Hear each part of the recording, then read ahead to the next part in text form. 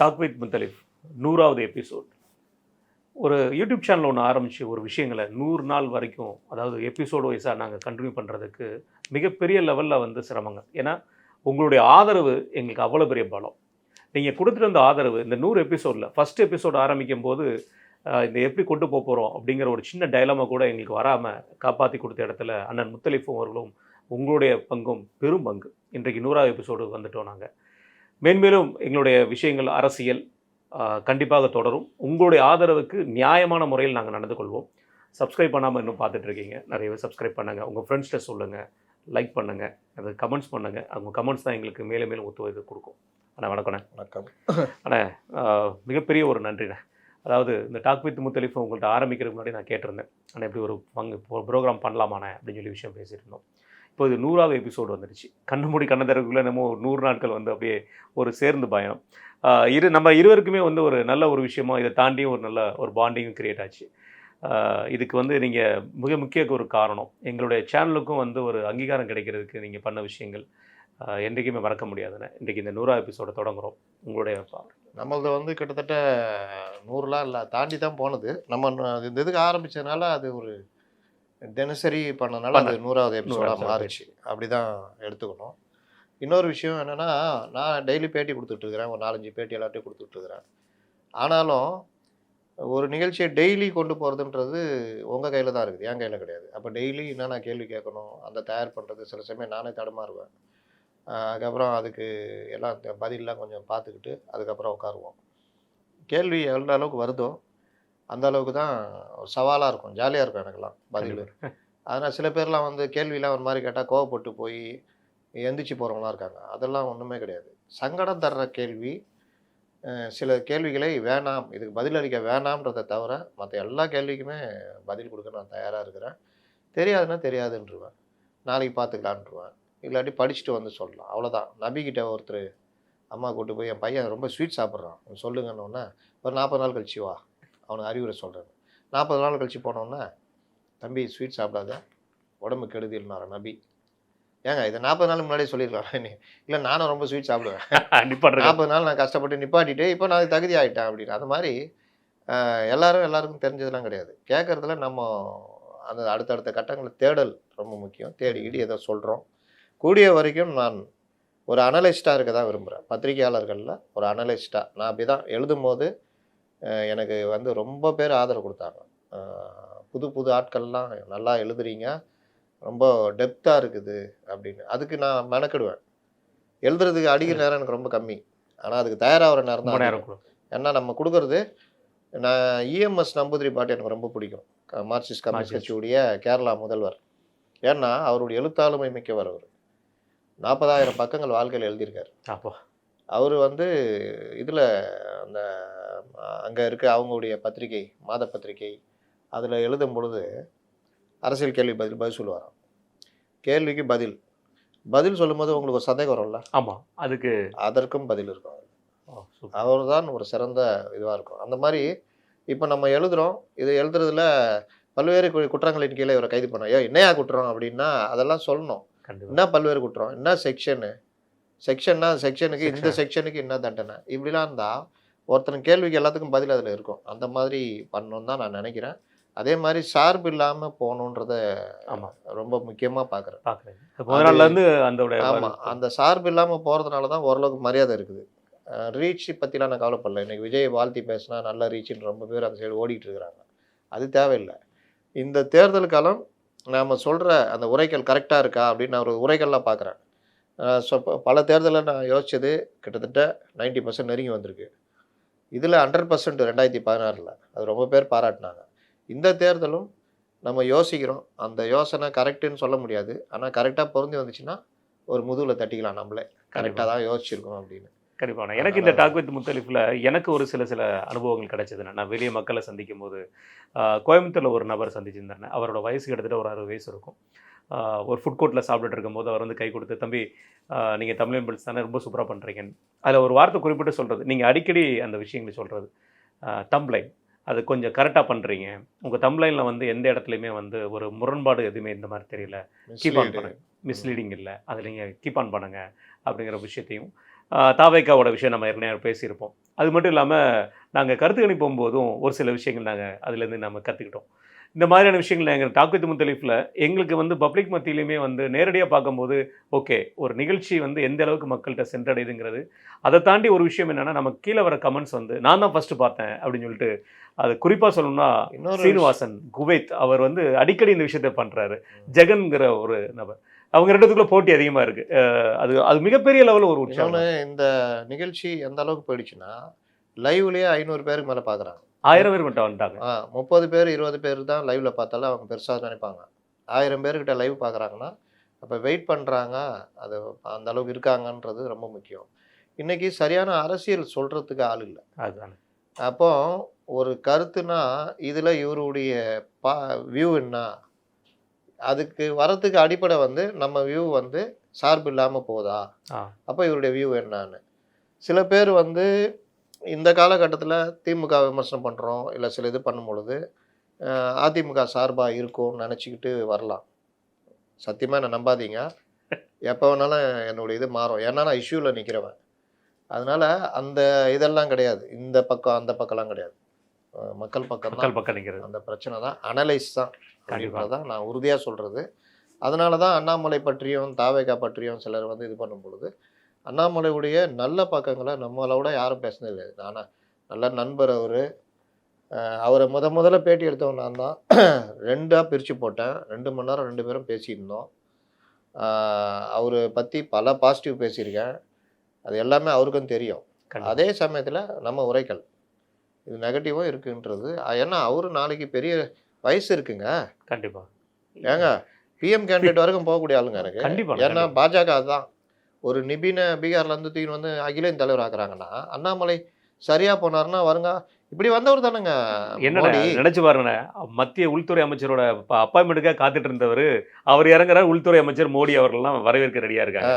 ஒரு நாள்ல மாறுது. எப்படி மாறுது? ஒரு கட்சி எவ்வளவு பெரிய. இதுதான் பாஜக. அந்த மாதிரி மற்ற கட்சிகளும் இருந்துச்சுன்னா உண்மையிலே இளைய தலைமுறைன்னு வருவாங்க. அதனால தான் அந்த திக்விஜய் சிங் சொல்றாரு, பார்த்து கத்துக்குங்கடா.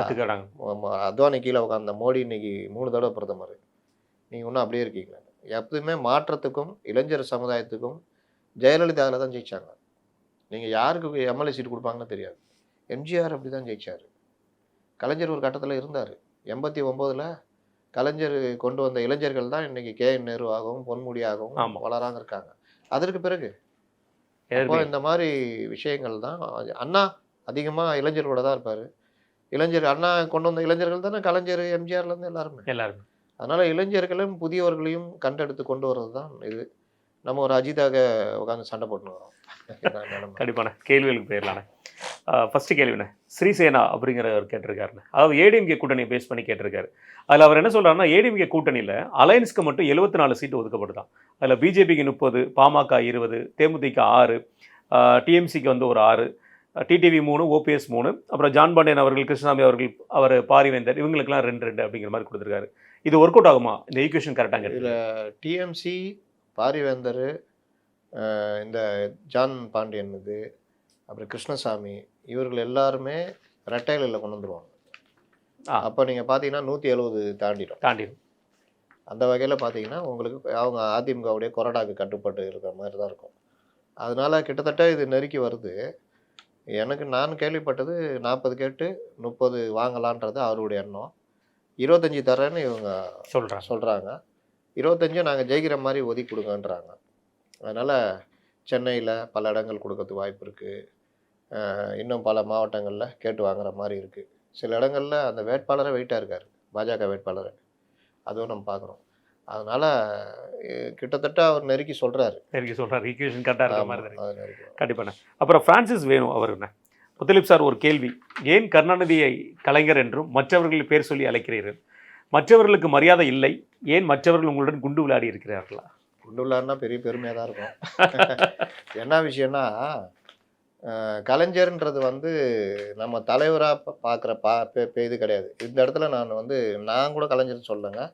எனக்கு மிகப்பெரிய நான் ஒரு முன்னோடியாக பார்க்குறது சோ. அந்த சோவே அவரை கலைஞர் தான் எழுதுவார். மற்றவங்களோட ஜெயலலிதா, எம்ஜிஆர் தான் எழுதுவார். ஆனால் கலைஞரை மட்டும் கலைஞர் எழுதுவார். ஏன்னா அது எப்படியோ ஒரு வகையில் அது கலைஞர்னு பதிவாயிடுச்சு. இன்னொன்று நாங்கள்லாம் பார்த்து வளர்ந்த தலைவர்களை பார்த்து வளர்ந்த ஆட்கள் நாங்கள். கலைஞர் பீரியடு, அந்த பீரியடு. அப்போ கருணாநிதின்ற பேர் சாதாரணமாக கலைஞர்னு தான் எல்லாருமே உச்சரிக்க ஆரம்பிச்சிட்டாங்க. ஒரு ஜோக் கூட சொல்லியிருப்பாரு. கலைஞர் தான் நான் எழுதியிருந்தேன். கொஞ்ச நாள் பொறுத்து கலைஞர் வந்து தமிழ்நாட்டில் என் பேர் சொல்லி அளவுக்கு நாகரிகம் கெட்டு போயிருக்குன்னு சொன்னார். அன்னையிலேருந்து நான் கருணாநிதினு எழுத ஆரம்பிச்சிட்டேன். அதுக்கப்புறம் கொஞ்ச நாள் பொறுத்து அது இதாகி மறுபடியும் நான் கலைஞர்னு எழுத ஆரம்பிச்சிட்டேன் அப்படின்னு. இப்போ கலைஞர்னு சொல்கிறதுல நமக்கு எந்த பிரச்சனையும் இல்லை. ஏன்னா அவர் கலைஞர். ஆனால் புரட்சி தலைவி, புரட்சி தலைவர் இப்படி சொல்கிறதுன்னா நான் அவங்கள தலைவராக ஏற்றுக்கிற மாதிரி ஆகிடும். இப்போ ரஜினியை சூப்பர் ஸ்டார்னு சொல்லிட்டாங்கன்னா எனக்கு ஒன்றும் பிரச்சனை இல்லை. சூப்பர் ஸ்டார் ரஜினிகாந்த் சொல்லிட்டு போகலாம். ஆனால் இன்றைக்கி வர பத்திரிகையாளர்கள் எல்லாமே தலைவர் ரஜினியை பேசுகிறாரு. இப்போ நான் விஜய் தாவேகா தலைவர் விஜய் இப்படி தான் சொல்லுவோம். இயக்கத்தோட தலைவர். அவர் வந்து புரட்சி தளபதி நம்ம சொல்ல முடியுமா? அதனால் இந்த வித்தியாசம் இருக்குது. எம்ஜிஆர் மக்கள் திலகம் அதில் நமக்கு பிரச்சனை இல்லை. நடிகர் திலகம் நான் இப்போ சிவாஜி கணேசன் அவரை பற்றி பேசும்பொழுது சந்திரசேகரன் சொல்லிட்டு சிவாஜி பேரவையுடையது நான் கிட்டத்தட்ட ஒரு 30-40 எபிசோடு அவர் கூட பண்ணியிருக்கேன். சிவாஜி கணேசனுடைய பெருமைகள், அவருடைய நடிப்பாற்றல், இந்த மாதிரி விஷயம்லாம். அப்போல்லாம் நடிகர் திலகம்னு பேசுவோம். அது வந்து இது தலைவர் சிவாஜிலாம் நம்ம பேச மாட்டோம். அதனால் இந்த மாதிரி பட்டங்கள் வந்து நம்மளை பாதிக்காத அளவுக்கு இருக்கா, அதுதான் ரொம்ப முக்கியம். புரட்சி தலைவர் நான் எப்படி சொல்ல முடியும்? புரட்சி தலைவர் நான் எப்படி சொல்ல முடியும்? ஆனால் கலைஞர்ன்றது வந்து அவரை வந்து தலைவர், தமிழின தலைவர்லாம் நான் சொல்லலையே. அதனால் குண்டு விளாட்றது கோலி விளாட்றதுலாம் மேட்ரு இல்லை. தலைவர்களுக்கு ஒரு மரியாதை அப்படியே பழகிடுச்சு, அது அவ்வளோதான். கண்டிப்பாண்ணே. அடுத்து பாலமுரளி அவர் கேட்டிருக்காருண்ணே. அவர் எம்ஜிஆர் அவர்களுடைய மறைவுக்கு பிறகு வந்து ஜானகி அவங்க சைடில் வந்து 98 எம்எல்ஏ, ஜெயலலிதா அம்மா அவங்களுடைய சைடில் வந்து 34, Rajiv Gandhi and support ADMK party Congress அவங்க எல்லாம் சேர்ந்து 61 எம்எல்ஏ இருந்திருக்காங்க. இது கரெக்டான இன்ஃபர்மேஷனா அப்படிங்கிறத கேட்டிருக்காரு. ஆமாம், கிட்டத்தட்ட கரெக்டு. அந்த டைமில் ராஜீவ்காந்தி ஒரு கேம் விளாண்டார். ஜானகி அம்மா வந்து 89 எம்எல்ஏ இருந்தாங்க, ஆதரவு கேட்டாங்க. அப்போ ஆதரவு அவருக்கு கொடுத்துருந்தாருன்னா யோசிச்சு பாருங்கள், அப்படியே தொடர்ந்துருக்கும், கண்டினியூ ஆகிருக்கும். நம்ம கூட ஒரு இதில் பதிவு பண்ணியிருக்கோம். 84 to 89 வரைக்கும் ஆட்சி இருந்திருக்கோம். அவர் ஜெயலலிதா சப்போர்ட்டர். அவர் பிரச்சனையே எங்கே ஆரம்பிக்குதுன்னா, ராஜீவ்காந்தி சப்போர்ட் மூலமாக எம்ஜிஆருடைய கடைசி காலங்களில் ஜெயலலிதா சில ப்ரெஷர்லாம் கொடுத்தாங்க அப்படிலாம் கூட தகவல்கள் உண்டு. அப்படிப்பட்ட அவர் வந்து எப்படி இந்த கவர்மெண்ட்னு இந்த மாதிரிலாம் உடஞ்சாதான் காங்கிரஸ் அன்றைக்கும் பவராக இருக்குது. 26%ங்க. என்ன ஒரு இதுன்னு நீங்கள் அந்த தனியாக நின்ன காங்கிரஸ் நல்ல ஓட்டு மூவ் பண்ணார் இதில். அதனால அவங்க அப்படி யோசிச்ச நியாயம், இந்த ஆட்சி கவுந்தா நம்ம கொஞ்சம் இந்த கும்பலில் எல்லாம் இப்போ ஸ்ப்ளிட் ஆகும் அப்படின்னு. ஆனால் ஸ்ப்ளிட் ஆகி மறுபடியும் ஜெயலலிதா கீழே ஜானகி அம்மா கரெக்டாக யோசிச்சிட்டாங்க, இது ஜெயலலிதா தான் எனக்கு தகுதியான ஆளுன்னு சொல்லிட்டு ஒன்றுபட்டுச்சு கட்சி. கண்டிப்பாக. அதனால் இவர்கள் எதிர்பார்த்தாது நடந்தது. அதுக்கப்புறம் தேவ் ஆனந்தனை 10 லட்சம் பேர் வந்து எஸ்ஆர் விவரங்கள் சரியில்லை அப்படின்னு விளக்கம் கோரப்போவதாக தேர்தல் ஆணையம் தெரிவித்துள்ளது உண்மைதானா? ஒரு சேனல் மட்டுமே இச்செய்தியை வெளியிட்டது, வேறு யாரும் இச்செய்தியை வெளியிடவில்லை, காரணம் என்ன? இல்லை, பலரும் வெளியிட்டாங்க. அதில் என்னென்னா சில தகவல்கள் கொடுக்கல அப்படின்னு. நம்ம பிஎல்ஓக்களே அதுக்கு ஒரு காரணம்னு சொல்லுவேன். நான்லாம் உட்காந்து மாங்குன்னு 2005 தேடி எடுத்து அந்த பாகம் என்கிட்ட கிடைக்கல. அப்புறம் போய் தேடி எடுத்து இதெல்லாம் போட்டேன். இன்னொருத்தர் யாருக்கோ ஃபில் பண்ணி கொடுக்கும்போது, சார் அதெல்லாம் வேணாம் சார், உங்கள் பேர், உங்கள் ஃபோன் நம்பரு, ஆதார் தான் சார் முக்கியம், அது ஃபில் பண்ணுங்கள் சார், அப்பா பேர் இதெல்லாம் எபிக் நம்பர் கூட வேணாம் சார்ன்டாப்பில், 2005 கொடுங்க சார் அப்படின்னு. அப்போ இந்த இடத்துல ஏதாவது ஒரு நீங்கள் வந்து இப்போ என் வயசுக்கு நான் 2005 போட்டிருப்பேன். அப்போ அது தேர்தல் ஆணையம் செக் பண்ண பார்க்கும். கண்டிப்பாக. அதையே நான் நான் கேட்குறேன் 2005 எங்கே போட்டேன்னு தெரிலன்றார்.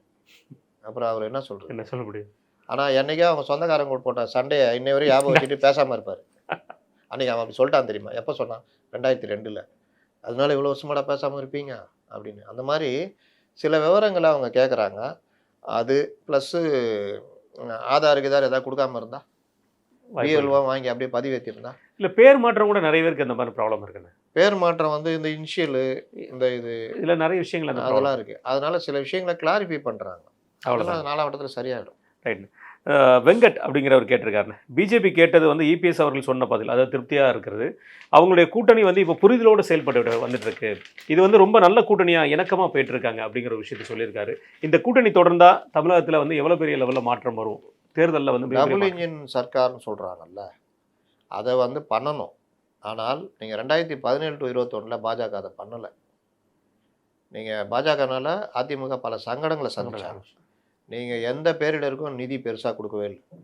இது எல்லாமே இவர்களுக்கு, எதிர்கட்சிகளுக்கு அதிமுக மேலே வைக்க குற்றச்சாட்டு, அடிமை கேட்குறியா இதை அப்படின்ற அளவுக்கு போச்சு. நீட்டு வேற கதை. ஆமாம், நீட்டு வந்து கோர்ட்டு சட்டன்றதுனால அவங்களால, ஆனால் இவங்க பொய் பிரச்சாரம் பண்ணாங்கன்னு வச்சுக்கோங்க. 3 வேளாண் சட்டங்களில் அந்த சிலுவையை இவங்க தான் சுமந்தாங்க. அவங்க லாஸ்ட்டில் வாபஸ் வாங்கினாங்க. அவசியம். சிஏஏலாம் பொய் பிரச்சாரம். அது பழியும் அதிமுக மேல அதிமுக வந்தது. இதெல்லாம் அரசியல். ஆனால் இது ஒரு அரசாக நீங்கள் என்ன உதவி பண்ணீங்க அப்படின்னு பார்த்தா அதிமுகவுக்கு நீங்கள் ஒரு மாநில கட்சி மாதிரி தான் நடத்துனீங்க. அதை தவிர்க்கணும். அதெல்லாம் தவிர்த்தால் அது டபுள் இன்ஜின் சர்க்காராக போகும். இப்போ பீகாரில் போகிறீங்கல்ல, அந்த மாதிரி போச்சுன்னா நீங்கள் இந்த கவர்மெண்ட்டை அசைக்க முடியாது. இன்னும் அடுத்தடுத்த கேள்விகள் இருக்குது. ஒரு கவர்மெண்ட் எப்படி நடத்த போகுங்கிற கேள்வி இருக்குது. அதில் சொல்லும். இது ஒரு கேள்வின்னு சந்திரசேகரங்கிற கேட்டிருக்காரு. தாவேக்கானா தலைமறைவில் வெற்றி கொண்ட கழகம் தானா? நம்ம கூட ஒரு இது ஜோகா சொன்னோம். தற்கொலை விரக்தி கழகம்னு. தமிழக வெற்றி கழகம்ன்றாங்க அவங்க. கழகம்னு வரமாட்டேங்குது. இன்னும் அவங்களோட லாலாம் வந்து அப்புறம் வந்து எப்போ ஆட்சி பிடிக்க போகிறாங்கன்னு தெரில. அதனால் கிண்டலுக்கு இதுக்காக பேசிக்கலாம். ஆனால் நம்ம அவதூறுகள் பண்ணுவதில்லை. கண்டிப்பாக. அண்ணன் வந்து சில பர்சனல் கேள்விகளை வந்து அவாய்ட் பண்ணுறதுக்கு சொல்லியிருந்தாங்க. அந்த கேள்விகளோட பேர்கள் வந்து நான் இறுதியில் படிக்கிறேன். இது வேறு எந்த ஒரு காரணமும் கிடையாது. அண்ணன் வந்து முழுமையாக ஜேர்னலிசம்ங்கிற ஒரு விஷயம் தான். அது அண்ணனே வந்து பல முறை சொல்லியிருக்கிறாரு. அந்த பர்சனல் கேள்வியில் நாங்கள் தவிர்த்துருக்கிறோம். அவங்க பேரை மட்டும் சொல்லிட்டு கடந்துருங்க. ஆமாம். கோகுல் அப்படிங்கிறவரோட உங்களுடைய பர்சனல் கேள்வி இன்றைக்கி தவிர்க்கப்பட்டிருக்கு. வேறு ஒன்றில் தவறாக எடுத்துக்க வேண்டாம். அரசியல் சம்மந்தப்பட்ட கேள்விகள் அடுத்த முறை கேளுங்க. அதுக்குள்ள பதில்கள் கண்டிப்பாக கிடைக்கும். அடுத்தன சேட்டு, உங்கள் உரையாடல் நாட்டு மக்கள் அக்கறை, நாட்டு நடப்பு, அரசியல் பார்வை, விமர்சனம் என்ற பன்முகத்தன்மையுடன் சிறப்பாக உள்ளது. முத்தலிஃப் மற்றும் உங்களுக்கு வாழ்த்துக்கள், நன்றி. உங்கள் பயணம் சிறக்கட்டும். நாம் தமிழர். மேக்சிமம் இதில் கேட்கப்பட்டது இல்லைண்ணே, நீங்கள் எப்போ ஜேர்னலிசம் ஆரம்பிச்சிங்க, அப்புறம் உங்களுடைய சம்மந்தப்பட்ட சில விஷயங்கள் வந்து கேட்டிருக்காங்க. அதை நீங்கள் எப்படி பார்க்குறீங்க? அந்த விஷயம் சொல்லலாம். வந்துச்சு அந்த கேள்வி வந்து அந்த கேள்வி வரல. இது வந்து வாழ்த்துக்கள் மட்டுங்கிற விஷயம் சொல்லியிருக்காரு. அந்த கேள்வியோடு நம்ம அதை பேசிக்கணும். செல்வகுமார் சொல்லியிருக்காருண்ணே, அதாவது 100வது எபிசோடுக்கு வாழ்த்துக்கள். இந்த எபிசோடில் பார்வையாளர் கேள்விகள் கேட்கலாம், முத்தலிஃப் கேள்வியாளருக்கு பதிலளிப்பார். ஓகே. விபத்துக்கள் ஏன் ஏற்படுகின்றன? கற்பழிப்பு என்பது நாகரிகமற்ற சொல். ஆமாம், நம்ம ஏற்கனவே பதிவு பேசிடணும். கற்பு அப்படின்றது அந்த காலத்தில் பெண்களுக்கு அப்படின்னு வைக்கப்பட்டது. அப்போ பாலியல் பலாத்காரம் நடந்துச்சுன்னா கற்பு அழிஞ்சு போச்சு, அதனால் கற்பழிப்பு அப்படின்னாங்க.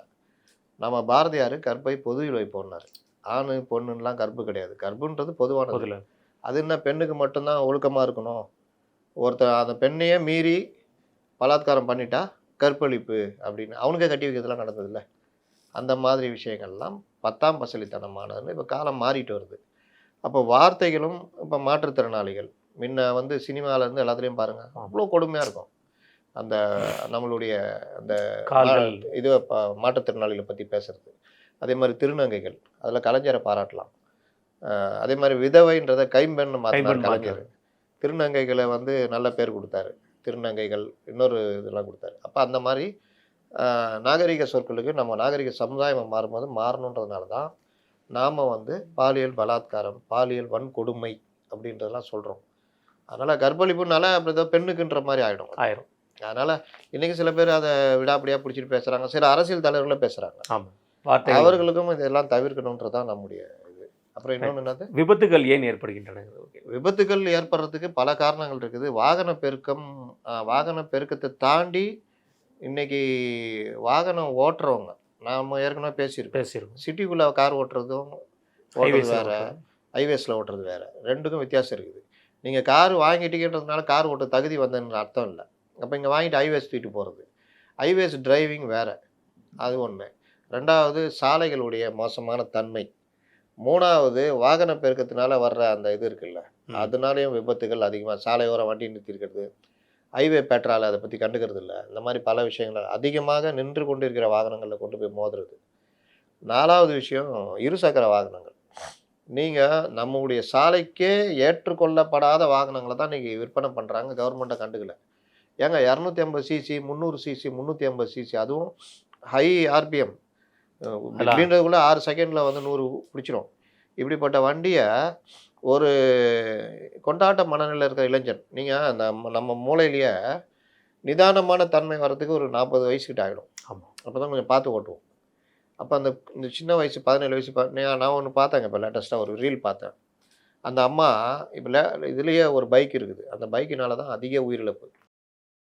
நம்ம ஏன் அதை போய் சொல்லணும்? கண்டிப்பாக. அந்த பைக்கினால் 65% விபத்துகள் நடக்குது. அந்த பைக்கை நீங்கள் உங்கள் பையன் கேட்டால் எது கேட்டாலும் நீங்கள் வாங்கி தரது எப்படி சரியாக இருக்கும்? அவன் வாழணும்ல அந்த உலகத்தில். அவனுக்கு வயசுக்கு அது தெரியாது. தெரியாது. ஆனால் நீங்கள் எடுத்து சொல்லணுமா வேணாவா?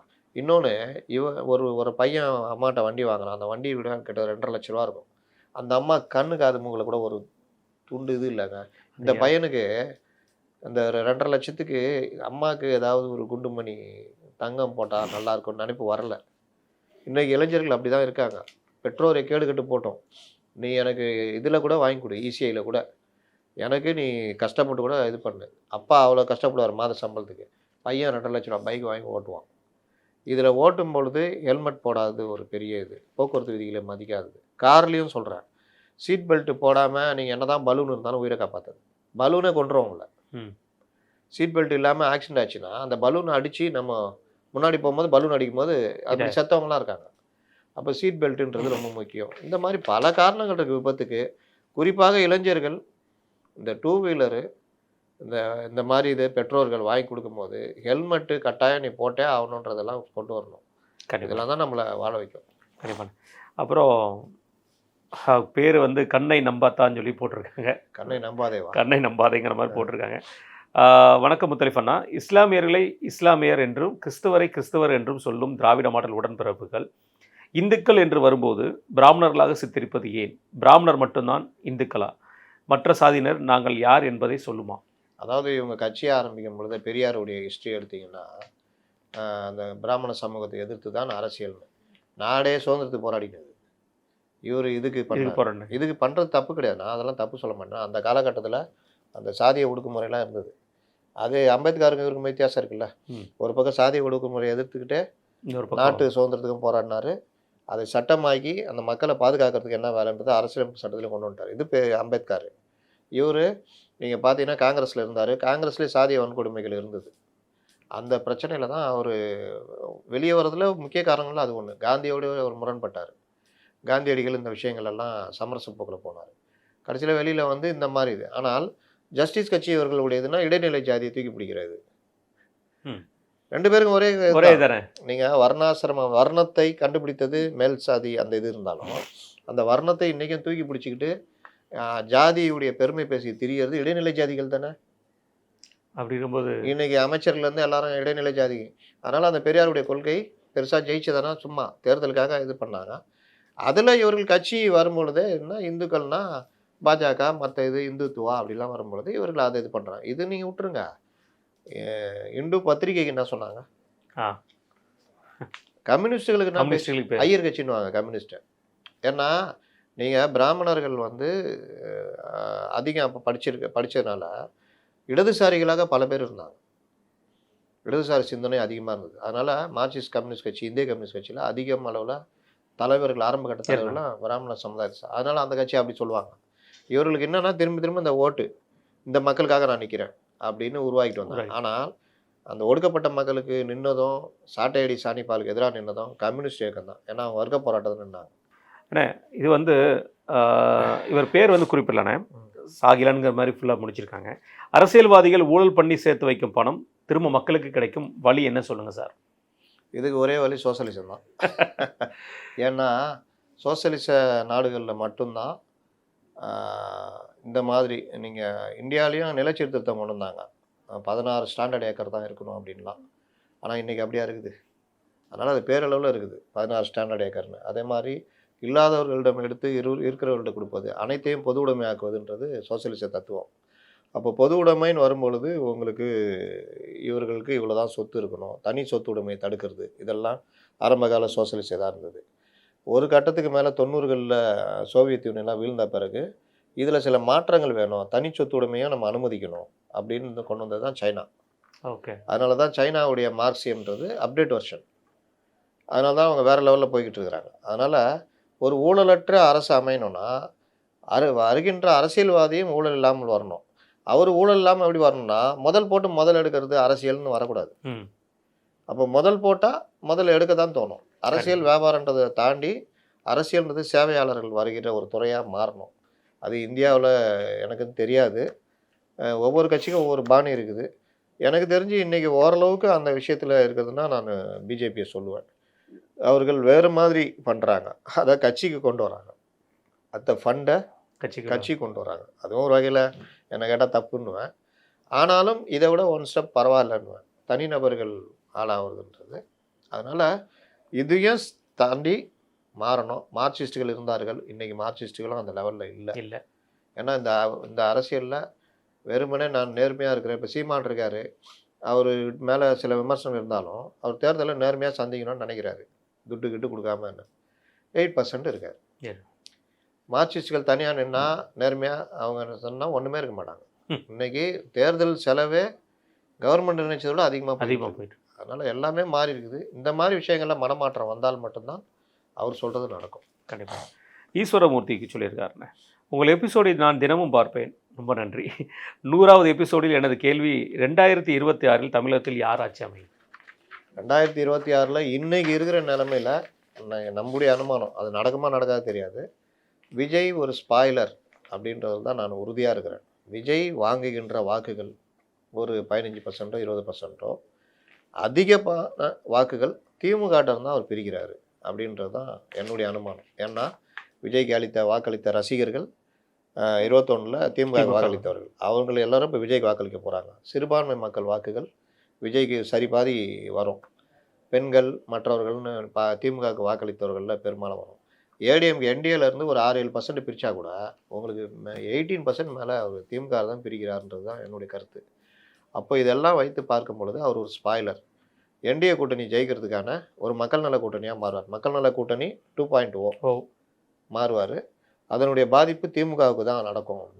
ஒருவேளை விஜய் என்டிஏ கூட்டணிக்கு இப்போவும் பேச்சுவார்த்தை நடத்திட்டு இருக்காங்க. ஒருவேளை அவர் என்டிஏ கூட்டணியில் போனார்னா விஜய் ஒரு டெஸ்ட்ராயர், அவருக்கு சேர்ற கூட்டணி பிளாஸ்ட். அப்போ திமுக கிட்டத்தட்ட பெரிய அளவில் படுதோல்வியை சந்திப்பாங்க. ஆட்சி எடப்பாடி தான் மீண்டும் வருவதற்கான வாய்ப்பு இருக்குது. எப்படி நடந்தாலும் எடப்பாடி பழனிசாமிக்கு அதிக வாய்ப்பு இருக்கிறதா நான் பார்க்குறேன். கண்டிப்பாக. அரசியல்னு சொல்லி ஒருத்தர், அவர் பேர் அப்படி தான் சொல்லியிருக்காரு. முத்தலிப் அவர்களுக்கு வணக்கம், நீங்கள் பரிந்துரைக்கும் புத்தகங்களை கூறவும். அவர் என்ன சப்ஜெக்டில் அவர் இன்ட்ரெஸ்ட் இருக்குன்னு எனக்கு தெரியாதுல்ல. அப்போ அவர் ஒருவேளை பொலிட்டிக்கலாக கேட்குறாரு அப்படின்னா, என்னை பொறுத்த வரைக்கும் நான் சொல்கிறது 3-4 வகையான இசங்கள் நம்மள்கிட்ட இருக்குது. வலதுசாரி தத்துவம், இடதுசாரி தத்துவம், பொதுவான திராவிட அரசியல். அப்போ அந்த 3க்குமே நீங்கள் ஆரம்ப நிலையில் இருக்கிறீங்க, இதெல்லாம் படிக்கணும் அப்படின்னா என்ன கேட்டால்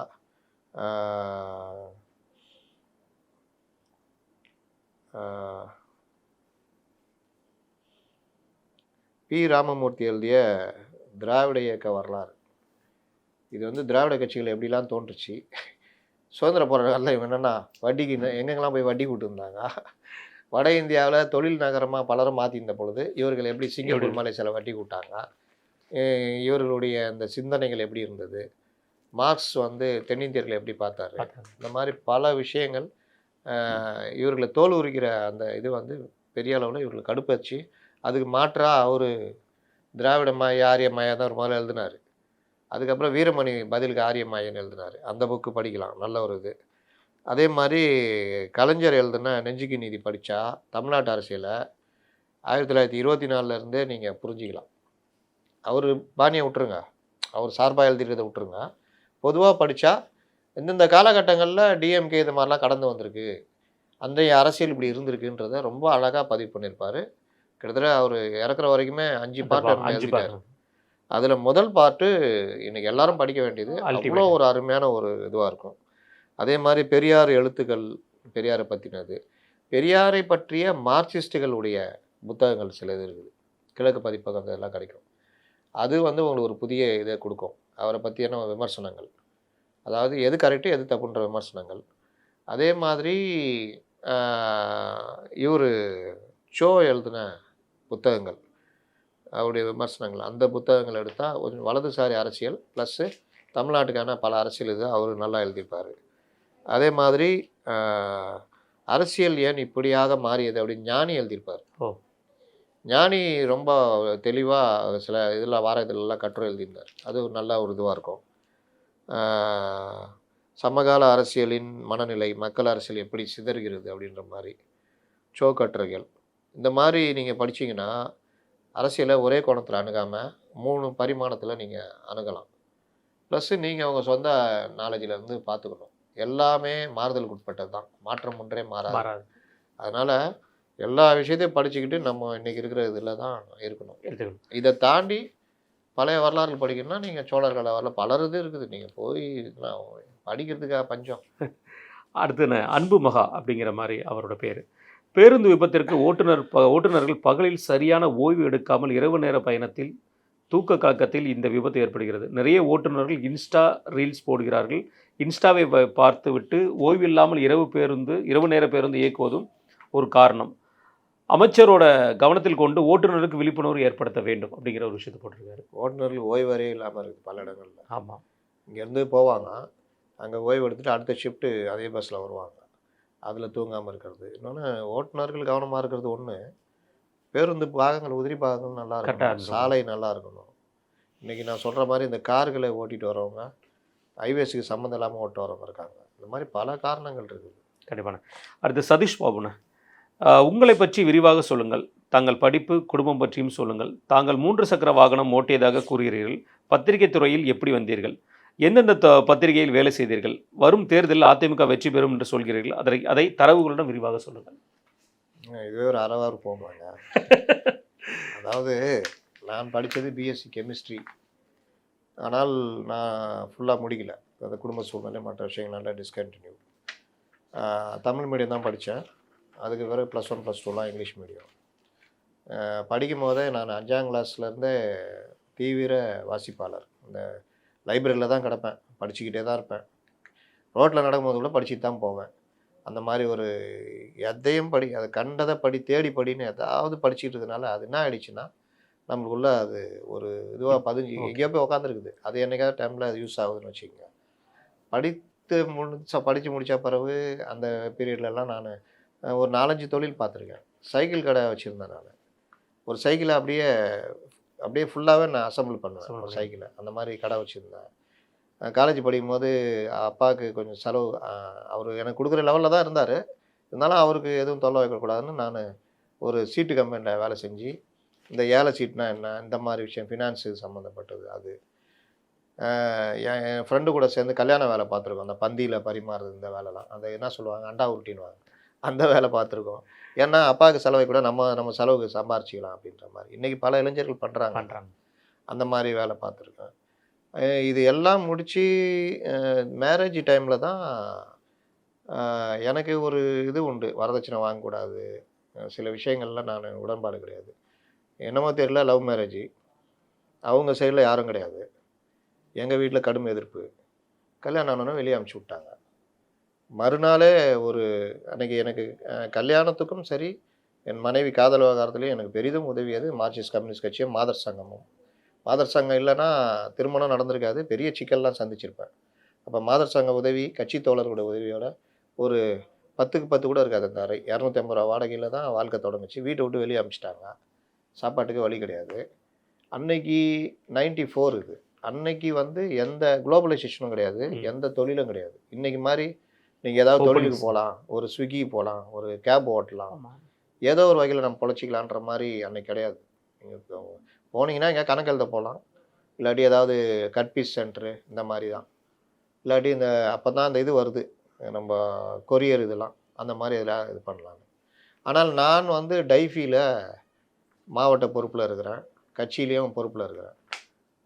நான் பல கூட்டங்கள்லாம் பேசுறதுனால இப்போ கட்சி வேலைக்கு இடையூறு இல்லாமல் எங்கேயாவது போய் ஒரு 1500 ரூபா சம்பளத்தில் வேலைக்கு அன்றைக்கி 30 ரூபா இருந்தால் வீட்டு குடும்பம் தள்ளலாம். 1500 ரூபா சம்பளத்தில் வேலைக்கு சேர்ந்தால் நீங்கள் 12 மணி நேரம் அங்கேயே இருக்கணும். ஓகே. இல்லை ஒரு சைக்கிள் கடை தெரிஞ்சால் ஒரு 5 சைக்கிளை வாங்கி வாடகை கூட்டு உட்காந்துருக்கனாலும் நீங்கள் நைட்டு வரைக்கும் அதில் தான் உட்காந்துருக்கணும். அப்போ எதுவுமே பண்ண முடியாது. அப்படின்னா ஆட்டோ தொழிலாளர் இது, நம்ம தான் ராஜா. நம்ம நினச்சா கட்சி கூட்டமாக வண்டியை திருப்பிடா அப்படின்னு போகலாம். அதனால் ஆட்டோன்றது எனக்கு ஒரு இசைவான இதுவாக இருந்தது. ஆட்டோவை ஓட்ட ஆரம்பித்தேன். அதில் டெய்லி 100 ரூபா கிடைக்கும்னு நம்பினேன். ஆனால் அந்த காலத்தில் 100 ரூபா சம்பாதிக்கிறதுக்கு 14 மணி நேரம் ஓட்ட வேண்டியது. 350 ரூபா ஓட்டினீங்கன்னா 150 ரூபா பெட்ரோலு, 100 ரூபா கலெக்ஷனு, இதில் வண்டி ரிப்பேரான நம்ம செலவு, ஓகே, நடுவில் சாப்பாடு செலவு, இது எல்லாம் போக 100 ரூபா எடுத்து வைக்கிறது பெரிய பாடு. ஏன்னா சவாரி மினிமம் 5 ரூபாங்க, மினிமம் 5 ரூபா. நம்ம ஏதாவது ஒரு 7 ரூபா கொடுங்க, 10 ரூபா கொடுங்கன்னா தரமாட்டாங்க. 5 ரூபா தான். அதுலேயும் ஆட்டோவில் ஏறதுக்கு ஆளே கிடையாது. அந்த மாதிரி தான் அன்றைக்கி நிலமை. வருமானம் யார்கிட்டையும் கிடையாது. அந்த டைமில் கட்சி வேலையும் பார்த்துட்டு இதையும் பார்த்துட்டு இருக்கும்பொழுது ரொம்ப கஷ்டமாக தான் இருந்தது. பார்த்துட்டு இருந்தேன். அதில் வந்து சொந்தக்காரர்கள் மற்றவர்கள்லாம் சொல்லுவாங்க, நான் ஆட்டோ ஓட்டுறான் பாரு. இன்றைக்கி நம்ம நண்பர் கூட ரொம்ப இதுவாக சொல்லியிருக்காருல்ல. அதெல்லாம் வந்து எனக்கு பெருமைக்குரிய விஷயமா தான் பார்க்குறேன். எந்த பழக்கமும் எனக்கு அதில் கிடையாது. என் கூட உட்காந்து பக்கத்தில் தண்ணி அடிப்பாங்க, வேறு பழக்கங்கள் இருக்கும். ஆனா என்னை பார்த்தா ஒரு மரியாதை குடுப்பாங்க. படிச்சவரு, இது பண்ணோன்னு. ஆட்டோ ஓட்டும்போது அந்த மாரி உதவி பண்ற வேலையும் பண்ணுவேன். நம்ம கண்ணகி சிலையாண்ட ஸ்டாண்டு. வீரமணி என்கவுண்டர் பண்றப்போலாம் நான் அங்க இருக்கேன் நான். ஓ! சரிண்ணே. பக்கத்துல எங்கள தாண்டி தான் எடுத்துட்டு போறாங்க. அங்க அயோத்திக்குப்பம் தோழர்கள் தான் நம்ம கூட வண்டி ஓட்டுறவங்க. வண்டி ஓ! ஒரு காலத்துல எனக்கு பாஷையே அப்படி வந்துச்சு. "வந்தியா? போனியா? போனீங்க. சவாரி வந்துச்சா?" இந்த மாரிலாம் இதா இருந்து. வேற சில ஸ்டாண்டுகள்லாம் போட்டு ஓட்டுனேன். இப்படியே தான் போச்சு காலம். அதற்கு பிறகு இந்த கான்ட்ராக்ட் பேப்பர் நைட் எடுத்து போடுறது. தீக்கதிர் என்னை வாழ வச்ச இன்னொரு இது என்னென்னா தீக்கதிர். நான் எனக்கு எழுதுறதுக்கும் அவர்கள் வாய்ப்பு கொடுத்தார்கள். அப்படியே ஆட்டோ ஓட்டிகிட்டே எழுதுறது தான் பண்ணுவேன். 2வது தீக்கதிர் பத்திரிகை வட சென்னையில விநியோகத்துக்கும் நான் போனேன். ஒரு குறைந்த இது தான் குடுப்பாங்க. அது மூலியமா எனக்கு சில நட்புகள் கிடைச்சு, மத்த பேப்பர் சப்ளையும் நான் கான்ட்ராக்ட் மாரி எடுக்க ஆரம்பிச்சு, அதில ஆட்டோ கான்ட்ராக்ட் எடுத்து இது பண்ணும்பொழுது கொஞ்சம் கையில காசு வருது. அதற்கு பிறகு பிரைவேட் ஆட்டோ, இந்த ஆட்டோ விட்டுட்டு பிரைவேட் ஆட்டோ. இப்படி தான் லைஃப் அப்படி இதாகுது. ஒரு கட்டம் வரும்போது சென்னையில பெரும்பாலான பேப்பர்கள் நான் சப்ளை பண்ணியிருந்தேன். தமிழக அரசில் நம்ம இவரு அ இது பாமக பேப்பர் வந்துச்சே, ஆ தமிழோசை. தமிழோசை. அது சென்னை ஃபுல்லா நான் தான் பார்த்துக்கிட்டேன். ஓ! வந்ததுலேருந்து நான் தான் பார்த்துக்கிட்டேன். தமிழக அரசியல் நான் தான் பார்த்தேன். தமிழக அரசியலுடைய 3 இது தேவதை, திரிசக்தின்னு வந்தது. திரிசக்தி சுந்தரராமன் இருக்கார்ல ஓனர்.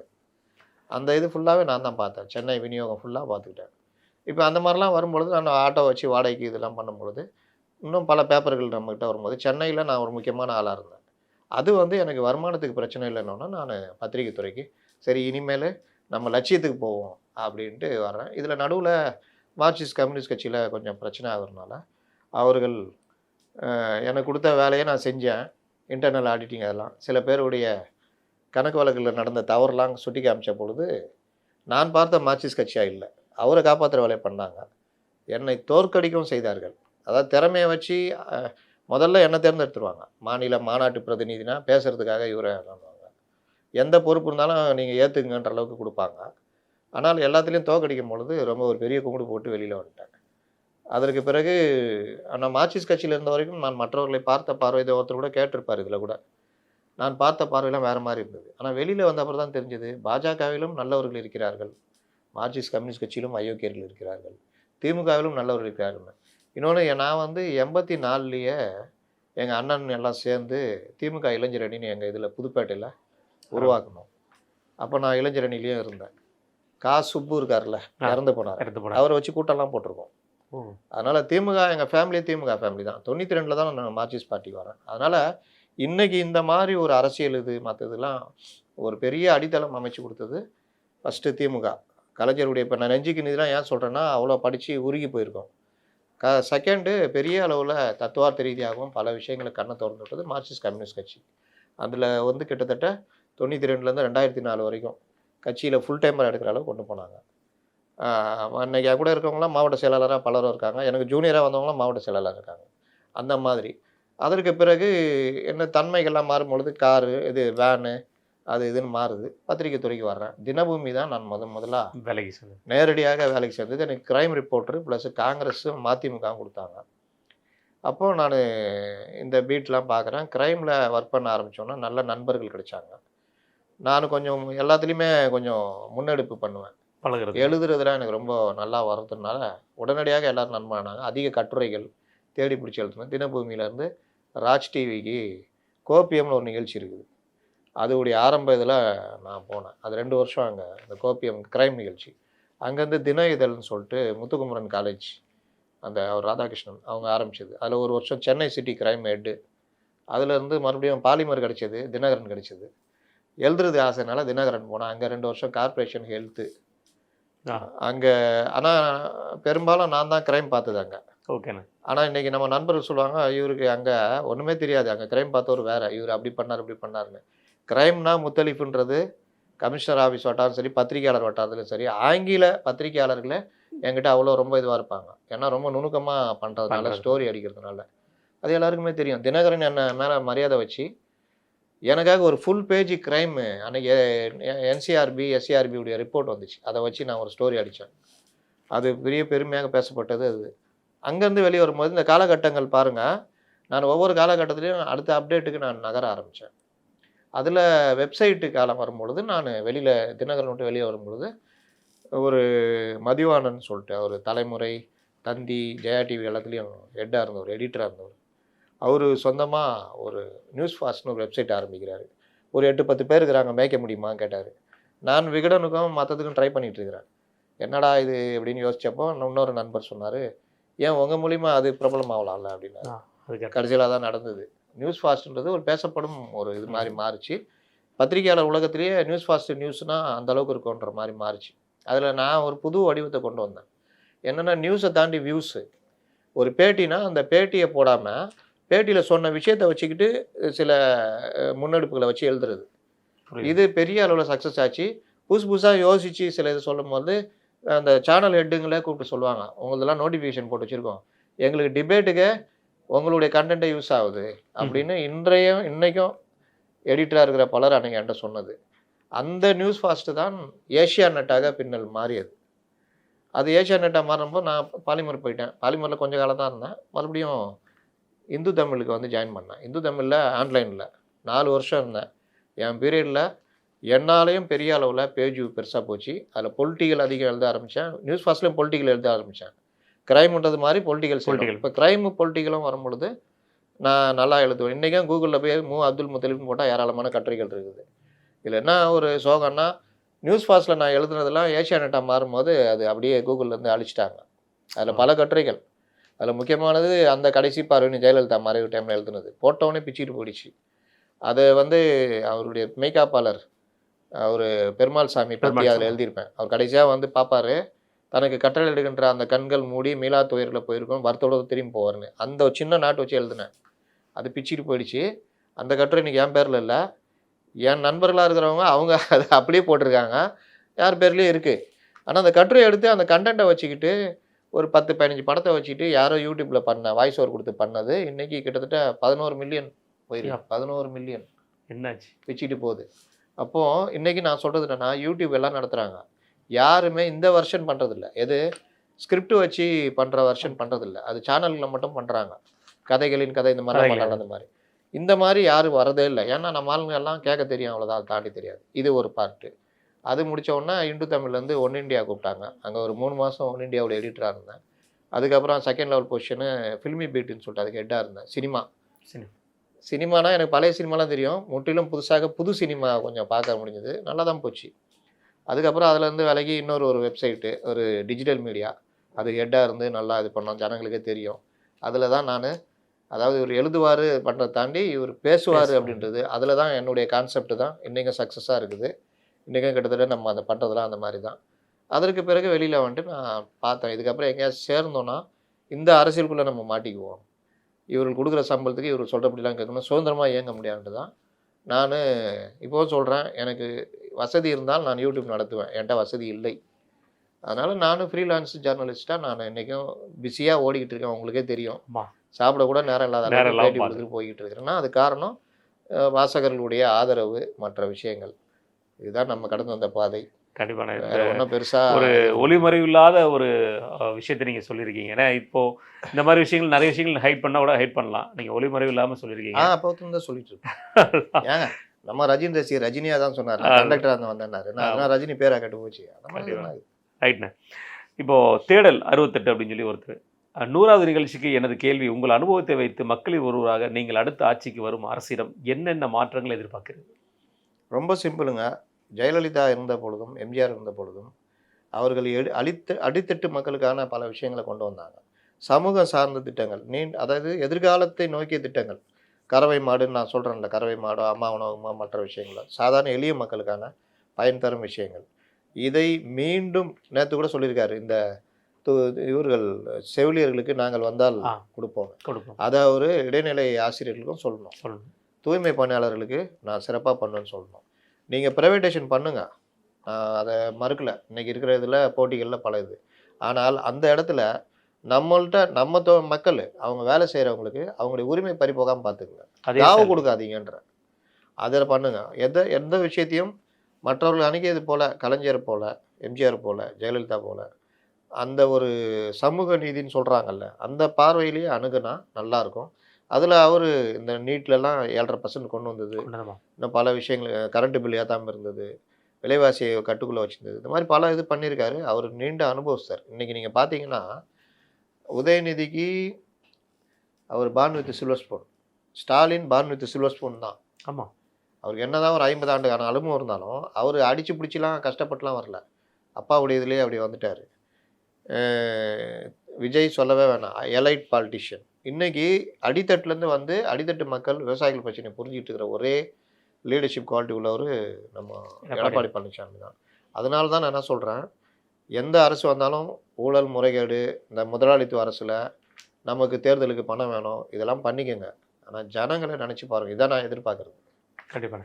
அடுத்தது ஜோஷ் அவர் சொல்லி கேட்டிருக்காரு, முத்தலிஃபையா, என்டிஏ கூட்டணியில் தேமுதிக இணைவது சாத்தியமா? ஒருவேளை இது சாத்தியமாகப்பட்டால் என்டிஏ கூட்டணி வெற்றி எந்த வகையில் இருக்கும்? தேமுதிக ஒரு மினிமம் பர்சன்டேஜ் ஆகிட்டாங்க. அவங்க வேறு எங்கேயும் போகவும் முடியாது. அவங்க வேலை என்னென்னா டிமாண்ட் பண்ணினே இருப்பாங்க. அந்நியாருடைய ஸ்டைலே அதுதான். அது ப்ளஸ்ஸும் மைனஸும் அது அவங்களுக்கு. அதனால் அந்நியார் அப்படியே இழுத்துட்டு ஜனவரி 9 இங்கே வந்துடுவாங்க. வரதுக்கு தான் பெரும்பாலும் வாய்ப்பு இருக்குது.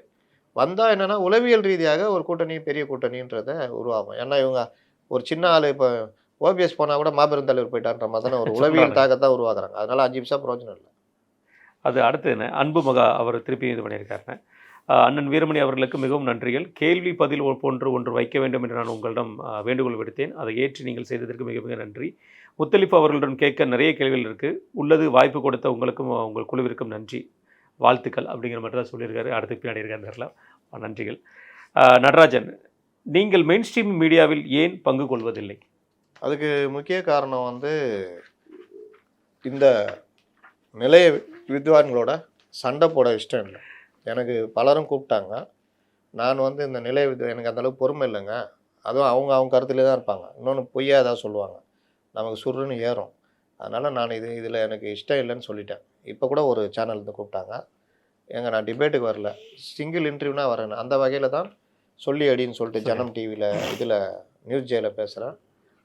ஜனம் டிவி கூட இப்போ கூப்பிட்டு பண்ணாங்க. அவங்களும் அதே தான் சொன்னாங்க, சார் 4 பேர் நான் வரலப்பான்ட்டேன். இல்லை சார், நீங்கள் தான் கெஸ்ட்டு, நாங்கள் கேள்வி கேட்போம் சொன்னாங்க. அப்போனா பிரச்சனை இல்லை அப்படின்னேன். ஏன்னா இந்த போயிட்டு இந்த இது பெருசா அது பெருசானோ, நம்ம வந்து இப்போ திமுகவை வந்து இன்றைக்கி இந்த ஆட்சி சரியில்லைன்னு பேசணும்னா நம்மளை கொண்டு போய் அதிமுக ஆதரவாளரான்ற மாதிரி. அப்போ உங்கள் எடப்பாடி என்ன பண்ணான்னு கேட்டாங்கன்னா, நான் என்ன எடப்பாடிக்கு ரெப்ரசன்டேட்டிவாக நான். அப்போ இந்த விஷயங்கள் வந்து நமக்கு ஒத்து வராதுன்றதுனால நான் போகிறது. கண்டிப்பாக. அது மாதிரி பிரகாஷ் அவர்கள், நீங்களும் வந்து அந்த பர்சனல் கொஸ்டின் கேட்டிருக்கீங்க. தயவு கூர்ந்து அடுத்த முறை வாய்ப்பு கிடைக்கும் போது அரசியல் சம்மந்தப்பட்ட கேள்வி கேளுங்க. அண்ணன்லேருந்து பதில் நம்ம எதிர்பார்க்கலாம். அடுத்த தர்மராஜன் அப்படிங்கிறவர் கேட்டிருக்காரு, Chanakya and Aadhan Galatta should interview this person not by some random anchors Madhesh Arun Devendran should do. He is the right person nowadays. Mr. Mani, Mr. Bande, Mr. Ravindran Duraisamy all lost their file. Mr. Shankar got arrested. He is the one who does the right journalism. அப்படிங்கிற ஒரு விஷயத்தை சொல்லியிருக்காரு. உண்மையிலேயே அவங்க மரியாதைக்கு நன்றி. என்ன விஷயம்னா, ஆதன் மற்றதுலையும் பேசிட்டு தான் இருக்கிறேன், பேட்டி எடுக்க தான் செய்கிறாங்க, கொடுத்துட்டு தான் இருக்கிறோம். இதுதான் க்ரெடிபிலிட்டி ரொம்ப முக்கியன்றதுனால தான் நான் இப்போ கூட நான் என்ன சொன்னேன், நான் அங்கே டிபேட்டுக்கு போனேன்னா நான் ஆளுகின்ற அரசை எதிர்க்கும் போது நீங்கள் ஒரு முத்திரை குத்துறீங்க, நான் அவர்களை ஒன்றும் தூக்கி பிடிக்கல. இது பெஸ்ட்டுன்றேன். ஷோ தான், திரும்ப திரும்ப சொல்கிறேன். ஷோவுடைய பாணி தான் நம்முடைய பாணி. அவர் வலதுசாரியாக இருந்தாலும் தப்புன்னா தப்புன்னு சொல்லுவார். கண்டிப்பான. அடுத்து சூரிய நாராயணன் சொல்லிட்டு அவர் கேட்டிருக்காருன்னு, இந்த பாசிச பாயாசம் கலந்த கட்சி தேராது, நாங்கள் யாரை குறிப்பிடுகிறோம் என்று உங்களுக்கு தெரியும். புதிய கட்சி ஆட்சிக்கு வருமா? தாங்கள் அனுபவம் வாய்ந்த நபர், பதில் என்ன? புதிய கட்சி பழைய கட்சிலாம் இது இல்லை. தேர்தலில் நீங்கள் அமைக்கிற கூட்டணி இதுதான் வரும். தெரிந்தோ தெரியாமலோ 2 பெரிய கட்சிகள்னு பார்த்தா திமுக அதிமுக, அவர்களை சுற்றி கூட்டணி.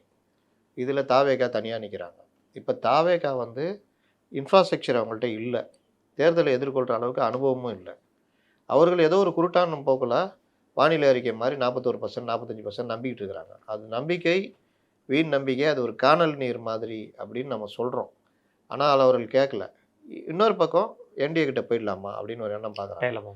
ஒருவேளை என்டிஏ கிட்ட வந்தால் மீண்டும் அதிமுக ஆட்சி அமையும், இவருக்கு ஒரு வாய்ப்பு அமையும். அப்போ இவர் அதுலேருந்து ட்ராவல் பண்ணார்னா, நான் அடிக்கடி சொல்கிற மாதிரி மாநகராட்சி தேர்தல், உள்ளாட்சி தேர்தல், எம்பி தேர்தல் அப்படின்னு நகர்ந்தார்னா அவருக்கு ஒரு பெரிய அனுபவம் கிடைச்சிடும் 4 வருஷத்தில். 2030க்கு மேலே அவர் தனிப்பாதைக்கு போனார்னா அதுக்கு சரியாக இருக்கும்ன்றதா என்னுடைய இது. கண்டிப்பாக எங்கே ஃபாலோ பண்ணுறாரு. பாலச்சந்திரன் என்பவர் கேட்டிருக்காருன்னு. I assume you are the younger than me. I was born to 1962 in Tindigal. Correct தான். Okay. I have been watching the all episode and every time when you talk about the MGR, I could relate it to my personal experience. My question to you, what made you got the inspired with the MGR? And how did you get such a great information about him? அதுக்கு காரணம் வந்து அவருடைய மற்றவர்கள்ட்ட பார்க்குறதோட இவர்கிட்ட பார்த்த அந்த மனிதாபிமானம் தான். தலைவர் அதெல்லாம் தாண்டி எம்ஜிஆர்கிட்ட அவர், நான் சொல்லியிருப்பேன் அடிக்கடி, நடிக்க வந்த காலத்துலேருந்தே பாக்கெட்டில் ஏதாவது காசு வச்சுருக்காரு, தன்னால் எனக்கு கொடுப்பாருன்னு. 10 வயசு பையனாக இருக்கும் போதே நாடகத்தில் கிடச்ச 25 ரூபா சம்பளத்தில் 15 ரூபாவை ஒரு குடும்பம் கஷ்டப்படுதுன்னு சாப்பாட்டுக்கு ஊருக்கு போகிறதுக்கு, சாப்பாட்டுக்கு 5 ரூபா, ஊருக்கு போகிறதுக்கு 5 ரூபா, ஊருக்கு போய் இறங்கினோன்னா காசு இருக்காதுல்ல, அதுக்கு ஒரு 5 ரூபான்னு கொடுத்துட்டு மீதி 10 ரூபா கொண்டு வந்து வீட்டில் கொடுத்தவர். அன்றைக்கே அவங்க அம்மா சொன்னது, சக்கரபாணி அவன்கிட்ட நீ எதுவும் கேட்கக்கூடாது, அவன் வந்து சம்பாரித்த பணத்தை சரியாக தான் செலவழிப்பான், அந்த நம்பிக்கை எனக்கு இருக்குன்னு. அந்த அவங்க அன்னைக்கு வச்ச நம்பிக்கையை எம்ஜிஆர் இறக்குற வரைக்கும் காப்பாற்றினார். இன்னொன்று எம்ஜிஆர்ட்ட எனக்கு பிடிச்ச விஷயம், உங்களுடைய கஷ்டத்தை அவருடைய கஷ்டமாக அந்த பார்வை இருக்குல்ல, உங்களிலேருந்து பார்க்குறது. எல்லாரும் தான் கஷ்டத்தை பார்ப்பாங்க, எல்லாரும் தான் உதவி பண்ணுவாங்க, ஆனால் கஷ்டப்படுறவங்க மனநிலையிலேருந்து பார்க்குறது இருக்குல்ல. ஒரு அம்மா ஏதோ நடிகைகிட்ட இது பணிப்பெண்ணாக கூட இருந்தவங்க எம்ஜிஆர் காலத்தில் சும்மா அப்படி வந்த போகும்போது நடிகை கூட வரும்போது பார்த்துருப்பாங்க. என் நடிகை தொழிலை விட்டு போயிட்டாங்க, இது பண்ணிட்டாங்க, இந்த அம்மாவுக்கு ஒன்றுமே இல்லை, 2 பொம்பளை குழந்தைங்க வச்சுட்டு வீடு இல்லை, கஷ்டப்படுறாங்க. எம்ஜிஆர் பார்ப்போம், எம்ஜிஆர் நம்மளுக்கு தெரியுமோ தெரியாதுன்னு போய் வராமல் வரத்தில் நிற்கிறாங்க. டக்குன்னு நின்று பார்க்குறாரு, என்னம்மா என்ன இல்லை இந்த மாதிரி ஆயிடுச்சு, அப்படியா முதல்ல சாப்பிடுங்க, கை செலவு காசு கொடுக்க சொல்கிறேன், உங்கள் இது விவரத்தெல்லாம் கொடுங்கன்னு சொல்லிட்டு போயிடுறாரு. சாப்பாடு கை காசு செலவு காசு கொடுக்குறாங்க, அந்த பணமே பெரிய தொகை. அதோட எம்ஜிஆர் விட்டுட்டாருன்னு நினச்சிட்டாங்க அவங்க. ஆனால் 2 நாள் பொறுத்து அந்த அவங்க வீட்டுக்கு அட்ரஸ் கேட்டு வந்து அவர் ஸ்டைல் பேப்பரில் பண்டலில் சுற்றின பணம் முடிப்பு ஒரு 20,000 நம்ம கொடுக்குறாங்க. அந்த காலத்தில் 20,000 எவ்வளோ பெரிய விஷயம். உங்களுக்கு வீட்டு வசதி வாரியத்தில் ஒரு வீடு கொடுத்துருக்காரு, சொல்லியிருக்காருமா சிஎம். அப்போ சிஎம் எம்ஜிஆர். இதெல்லாம் எம்ஜிஆர் செய்யணும்னு அவசியம் இல்லை. இன்றைக்கி தன் கட்சியில் தனக்கு நல்லா உழைச்சவங்க தெரியுது, அவங்களுடைய பிரச்சனையை காது கொடுத்து கேட்க தெரியாமல் இன்றைக்கி அவங்க தற்கொலை முயற்சி அளவுக்கு அஜிதா போகிறாங்க. அப்போ நீங்கள் எந்த அளவுக்கு போகிறீங்க? ஒருத்தர் உங்களுக்காக உழைச்சவர் ஒருத்தர் இறந்து போயிட்டார், அவர் திரும்பி கூட பார்க்க மாட்டேங்கிறீங்க. தூய்மை பணியாளர்ல வீட்டில் கூப்பிட்டு பார்க்குறீங்க. பார்க்கும்பொழுது நமக்கு எப்போவுமே ஒரு விஷயத்தை வெளியிலேருந்து பார்க்குறதுக்கும் அவங்களோட பழகும் கஷ்டம் தெரியும். ஐயோ எவ்வளோ 1200 பேர் அம்மா, இப்போ என்ன செய்கிறீங்க சார், சம்பளமே இல்லை, சரி எல்லாருக்கும் இந்த மாதத்துக்கான ரேஷன் எல்லாம் வாங்கி கொடு, நான் இது பண்ணேன்னு. அடுத்த தடவை அதில் ஒருத்தர் தற்கொலை பண்ணிக்கிட்டாரு. ஐயோ என்னையா கொடுமை, இந்த கவர்மெண்ட் அப்படி பண்ணுது, ஒரு 5 லட்ச ரூபா அந்த ஃபேமிலி கொடுத்துட்டு மாலை போட்டு வாங்க, இப்படி தான் சொல்கிறவன் தான் மனுஷன். இதை எம்ஜிஆர் பண்ணியிருக்காரு. இன்னொன்று, எந்த இதுனாலும் ஒரு செலவு ஒருத்தர் போய் கேட்குறாரு, ஆர்ட் சர்ஜரி கொஞ்சம் தெரிஞ்சவங்கலாம் வாங்கிட்டேன், இருந்தாலும் ஒரு 10,000 13,000. அப்போ வந்து ஆர்ட் சர்ஜரிக்கு அதிகபட்ச செலவு 55,000 60,000 தான். அது அந்த 55,000ன்றதே பெரிய தொகை இல்லை. இவ்வளோ வாங்கிட்டேன், மீதி ஒரு இதுன்னு எவ்வளோ ஆகுது மொத்த செலவு? 65,000 ரூபா ஆகுது, அதை நான் கொடுத்துட்றேன். இல்லைங்க இவ்வளோ வசூல் பண்ணிக்கிறேன், அது சிகிச்சைக்கு பேர் வர செலவு வச்சுங்க. இது எம்ஜிஆர். அதனால தான் அவரை வந்து நம்ம வந்து கட்சி கடந்து, நான் ஒன்றும் அதிமுக கிடையாது, ஆனால் பல விஷயங்கள் பலர் சொல்ல கேட்டு படிக்க கேட்டு இதெல்லாம் பார்க்கும் பொழுது அவர் இதாகிறார். இன்ஃபர்மேஷன் எப்படின்னா, அப்பத்துலேருந்தே நம்ம இதெல்லாம் படிச்சுக்கிட்டு இருப்போம், ஒவ்வொரு விஷயத்தையும் கேட்டுக்கிட்டு இருப்போம், ஃபாலோ பண்ணிகிட்டே இருப்போம். அதுதான் காரணம். அதான் சொல்கிறேன், படிங்க, கண்டதை படிங்க, எதை பண்ணுங்க, அது வாட்டில் மூலில் எங்கேயாவது ஒரு மூலில் உட்காரோம், கண்டிப்பாக அது உங்களுக்கு தேவைப்பட்ட சமயத்தில் யூஸ் ஆகும். கண்டிப்பாக. ஹரி அப்படிங்கிறவர் கேட்டிருக்காருண்ணே. My question to Muttalip Ayya, how far TVK workers sustain in TVK in spite of DMK money power? இதுக்கு நம்ம எப்படி அவங்க வந்து நான் இப்போ சொன்ன அந்த இன்ஃப்ராஸ்ட்ரக்சர் தான் வேறு என்ன சொல்ல முடியும். Right. NTK probable vote percentage, NTK probable vote percentage எவ்வளோ ஓட் பர்சன்டேஜ் வர? அது 8% அவர் தக்க வச்சாருன்னா அவருடைய அந்த தமிழ் தேசிய கொள்கைக்கான வாக்குகள் அதுன்னு சொல்லலாம். ஒருவேளை அதில் வந்து 6% ஆகிடுது, 5% ஆகுதுன்னா, இவர்கள் சொல்கிற மாதிரி விஜயுடைய ரசிகர்கள் அண்ணன் தம்பி என்ன சொல்லியிருந்தாங்கல்ல அந்த வாக்குகளாக இருக்கலாம். இன்னொன்று, அவர் எடுத்த இப்போ சமீப காலமாக திமுக எதிர்ப்புன்றதை விட்டு விஜய் எதிர்ப்புன்ற மாறுறதுடைய விளைவாக இருக்கலாம். 3வது பெரிய காரணம், ஒரு பெரிய மாறுதல் நடக்கும்போது இந்த மாதிரி இதுக்கெல்லாம் அடிப்படும், எல்லாரும் பெரிய இதை நோக்கி நகருவாங்க, அப்படியும் நடக்கிறது வாய்ப்பு இருக்குது. கூடுதல் தகவலாக சொல்கிறேன், சீமான் காரைக்குடி தொகுதியில் நிற்க போகிறார். உங்கள் ஆட்களுக்கு ஒரு பெரிய சந்தோஷமான விஷயம். ரைட். அப்புறம் அவரே கேட்டிருக்காரு, what should they do improve themself? அவங்க என்ன இம்ப்ரூவ் பண்ண வேண்டியிருக்கும்? அதாவது அரசியலில் வந்து இதில் அப்புறம் இன்னொரு கூட கேள்வி கூட ஒரு சில இதெல்லாம் வரும். ஆமாம்.